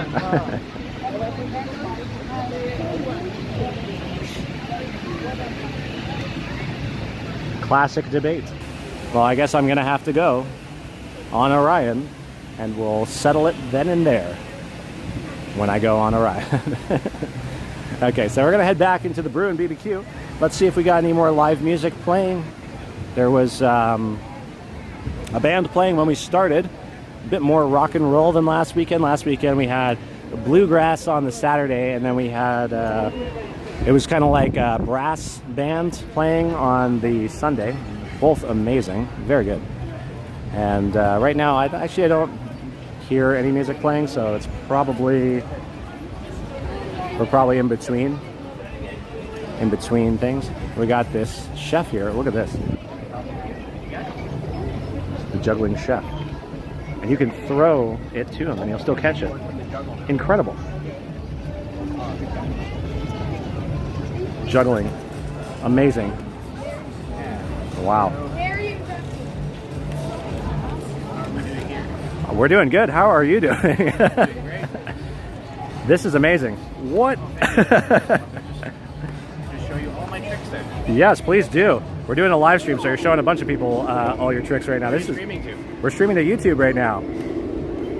It's a channel called Jordan's World. You can check it out later. Jordan's World do? There's a lot of Jordan's Worlds out there, but if you type in Jordan's World, Canada's Wonderland, you will find this video. Oh, that's cool. You know, I'll do some 180s. I'll jump. Now this is cool. This is crazy. Look at that. Wow. Honestly, I don't even know how you do this. Is this all just freehand? We can play some catch too. Well, let me put down my beer. Well enough. You can just start. You can hold it. If I throw the gimbal to you, will you? I don't think I want to try that. Okay, go So just throw it. Yeah, just toss it to me. Okay. Yep. Whoa. Can you catch with your right hand? Okay. Yeah. Yeah. Okay. This is wild. All right, here we go. Whoa. What? Yeah. Let's do it. Okay, ready? Yeah. Okay. That's all right. And then, whoa. Incredible. I tried to spin it to psych him out a little bit, but he still caught it. Unbelievable. Throw it really high too. Whoa. You can catch that. Okay, that's amazing. He's throwing it almost all the way up to the Alpenfury track. That's pretty badass. There you go. Incredible. So awesome, dude. Well, that's amazing. All right, let's continue onwards. Wow, yeah.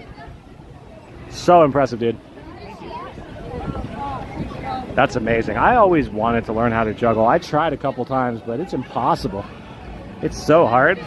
I don't know what it is. I think I'm just like, I don't have that hand-eye coordination, I guess. Or maybe I'm like, you know, anyone that watches the live streams knows how easily distracted I am. Maybe that's why I can't do juggling. I'm just too distracted. It's like I gotta focus on the next item that I'm supposed to juggle, and I'm like, oh, look, there's Alpenfury going. And that's why I'm no good at juggling, I think. Let's take a little peek over at Daredeviler. Let's keep an eye on it. You never know. Nothing was happening earlier today, unfortunately, but maybe now. Maybe we just had to wait a little bit. Maybe the workers were like, it's a Saturday. Normally we don't do this, but you know what? We're going to do it anyway because we got to get this ride open. We got to get this ride open. Maybe that's what they said. It's highly unlikely, but we're going to take a look. I'm going to take a look anyway and hope for the best and expect the worst. And that's just the way that you should kind of go into anything in life. Expect the best. Wait, what did I say? Prepare for the... Yeah, this beer is going to my head. Well, just as we suspected. 3 beer cans and I'll juggle no problem. Well, you know what? I mean, I will definitely try to juggle. I'll be more inclined to try to juggle after I've had 3 beers. But I can't say that I would be successful at it. I could see that scenario resulting in a lot of spilt beer. And I don't cry over spilt milk, but I might cry over spilt beer. I might. Sad. So, for those of y'all that are tuning in now, we are taking a look. This is our vista right now. We are looking at the Daredeviler, and nothing's really going on here. It's a shame because they were going kind of full speed ahead with this. They mowed the lawn. They were doing a bit of landscaping with some of the overgrown foliage on the side there. They got all the paint work done. They were doing testing. There was stuff going on over at the station. They were testing some of the audio stuff. We got a new maybe store that's opening over there. You got to go, Pravir. Thanks for watching. Have a great day at the park when you do come. So lots of stuff has happened here, but over the past few days it's come to a standstill. It would seem. It was on Tuesday, I believe, that I posted the video when they were using the clearance ring. They noticed that this tree over here is kind of maybe a bit in the way of the track. People might hit their arms on it if they have their arms out. So I don't know what that means. Does that mean that everything's been pushed back? Obviously, it's not going to open this weekend. We don't have the sign. We don't have the new plane, the biplane that's going to replace the F-14. The F-14's actually found a new home. I think a private purchaser purchased it, and I think it's literally just going to sit in their lawn or something, which is nuts. An F-14 replica jet that has been here since 1995 is now going to be sitting in some rich guy's lawn for whoever knows how long. I wonder how much they paid for it. I really, truly wonder how much they paid for it.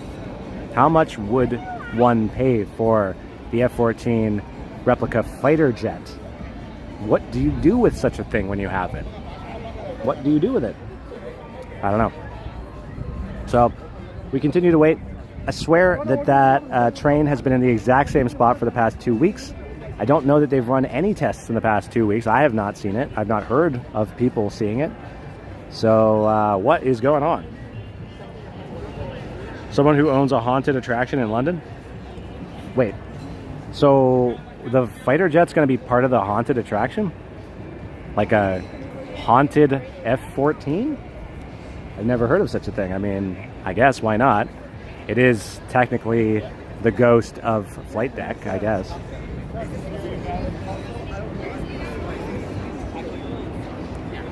It's interesting. Interesting.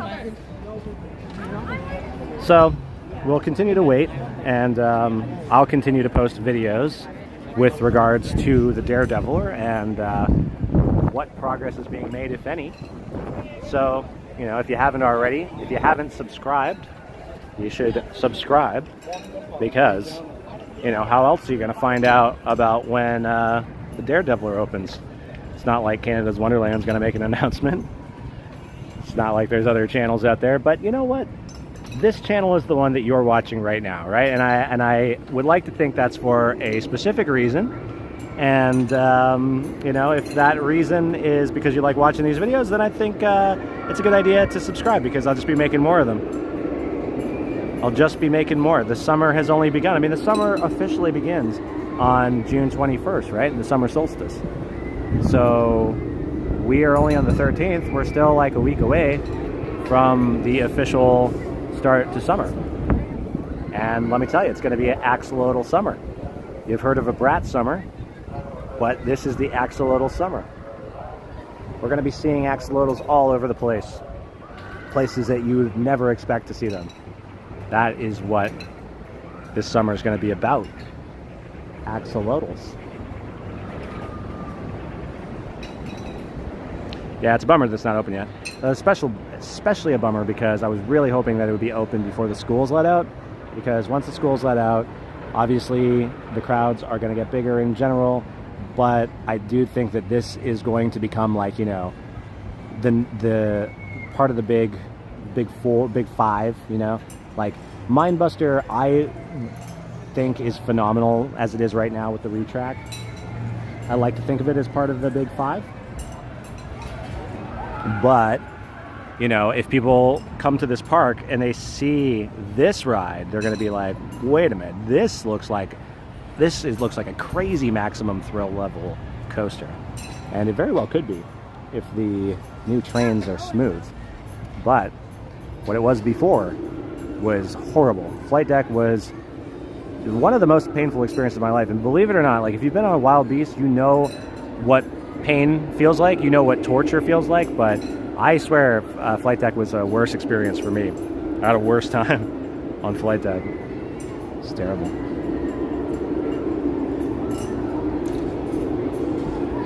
Alright, so that's the word. That's the word. That's what's new. We walked around the park. We found out that it's very busy here today. We found out that the wait times are significantly higher than they were during the week. We saw a 35-minute wait time for Behemoth. We saw 30 minutes for Yukon Striker, but it did look like it would be longer. We saw 50 minutes for Backlot Stunt Coaster. We saw 90 minutes for Alpine Fury, and we saw 60 minutes, 1 hour wait for Leviathan. Some of the flat rides had longer lines than usual, but they won't be anywhere near as long as the main coasters. So if you are planning on coming down here today, you are going to get a lot of crowds. If you have a fast pass, it's going to come in handy because a lot of the fast pass times were only 5 minutes in comparison to the 20, 30, 40, 60 minute and upwards wait times. But if you want to come here and play Connect 4, there's no line at all, my man. No line at all to play Connect 4. You just walk right up and you connect those 4. So we're gonna go back into the Bruin BBQ. This is where we started this journey. And for all y'all that did not see the beginning, you can always just sort of go back to the beginning of this live stream. You can see what I was eating, which was the barbecue. Well, here, let me show you. Actually, we'll walk up to the menu. It was the sesame glazed barbecue smoked pork rib, and it was good. So this one here, actually. So that's what it was. It came with the coleslaw on the side. And then the last weekend I tried the brisket flatbread. This was good too. So 2 for 2, really good. Oh, no problem, ThinkPulse. Thank you for watching. I really appreciate everyone who tunes in and watches these. It's a blast for me. Like I said, I love this park. It's my happy place. I love walking around. And well, here, let me look at this. We got the drums.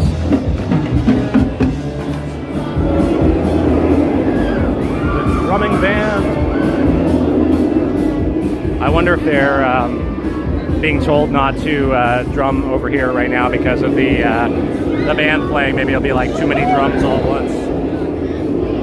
Oh, Greg, thanks so much, buddy. I appreciate that so much. You are a saint. So these guys are going to be walking down here. Super cool. These guys are like just walking hype men, I swear. You know, whenever you see the drummers going by, it's just like, it's such a blast. And thank you, Greg, for watching. I really appreciate it. I appreciate the information.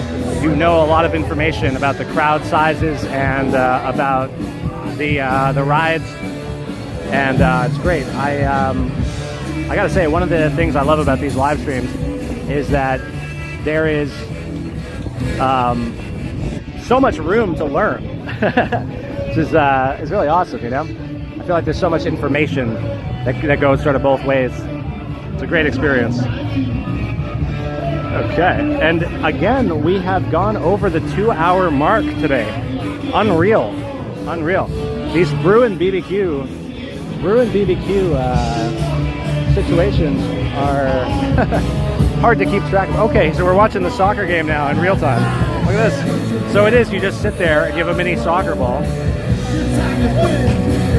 Look at that. And thankful, I'm sure we will run into each other. I'm here pretty often. I'm wearing the red bandana. If you spot me, come over, say hello, even if I'm live streaming.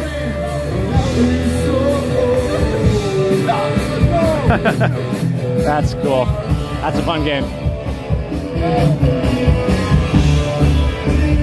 All right. I'm gonna sit over here at a table. I don't have any shade anymore, but let me try and get at least a good shot of the band. We'll let the band play us out while I finish this beer, and then we will, I'll stick around for a little bit. I won't be doing the live stream, but I'll stick around for a bit. I'm gonna sample some more brewskis, so if anyone is heading down to the festival, you'll probably see me here for a little while. I'm gonna enjoy the music and enjoy the atmosphere and enjoy the beer. So, cheers to all of y'all that watch. Cheers, Greg. Have a great weekend.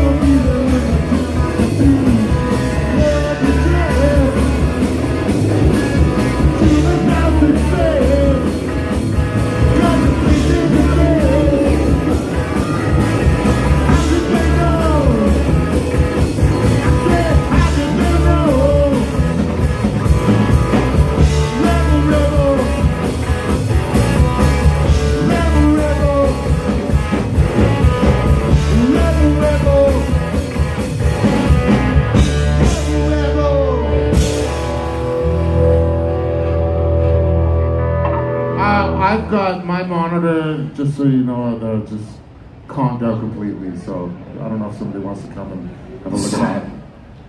Got nothing. Technical difficulties.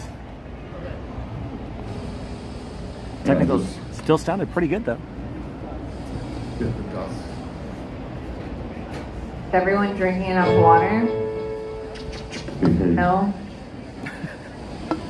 Kind of. What about beer? Hey! Yeah. Cider. Hey. I mean, all liquids are This is my kind of at their second core marathon water, show right? After my surgery. Beer so kind of thanks. counts. Taking it easy a little bit. And a little tired, but still fun.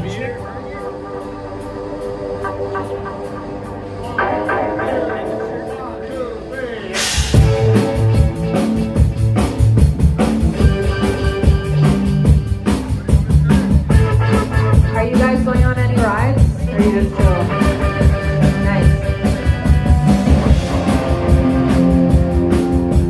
Are you live streaming? Yeah. Hell yeah.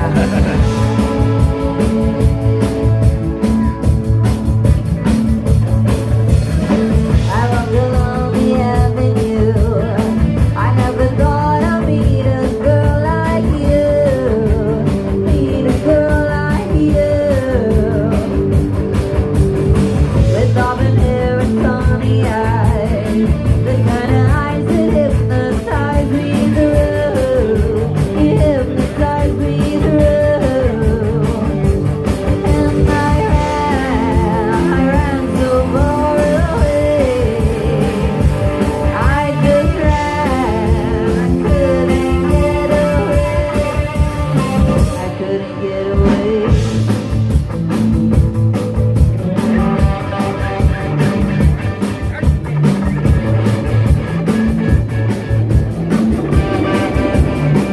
Such a good tune. I love this one. Out of views above your head, hugging my light and shining down on you, shining down on you. The cloud is moving even still. Aurora borealis comes in view.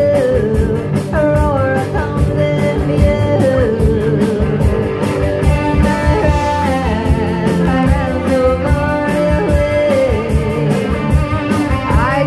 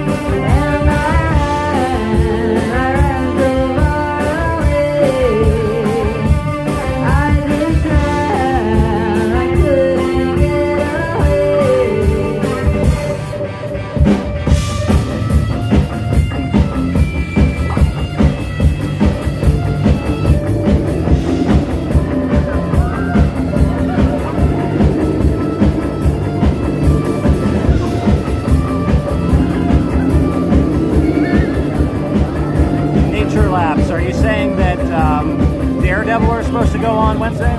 Or you're supposed to come on Wednesday? Oh, you're supposed to come on Wednesday. But it looks like, 80% chance of rain. But the thing is, I wouldn't worry too much about that. Because every day that they've said it's going to be raining, Are you it's live been streaming very on YouTube or? It is on YouTube. Oh, nice. Yeah. We love watching walking videos in Hey. Toronto. So you'll have to give me your name Will do. because I will follow you. It's Jordan's World. Say again? Jordan's World. Jordan's World.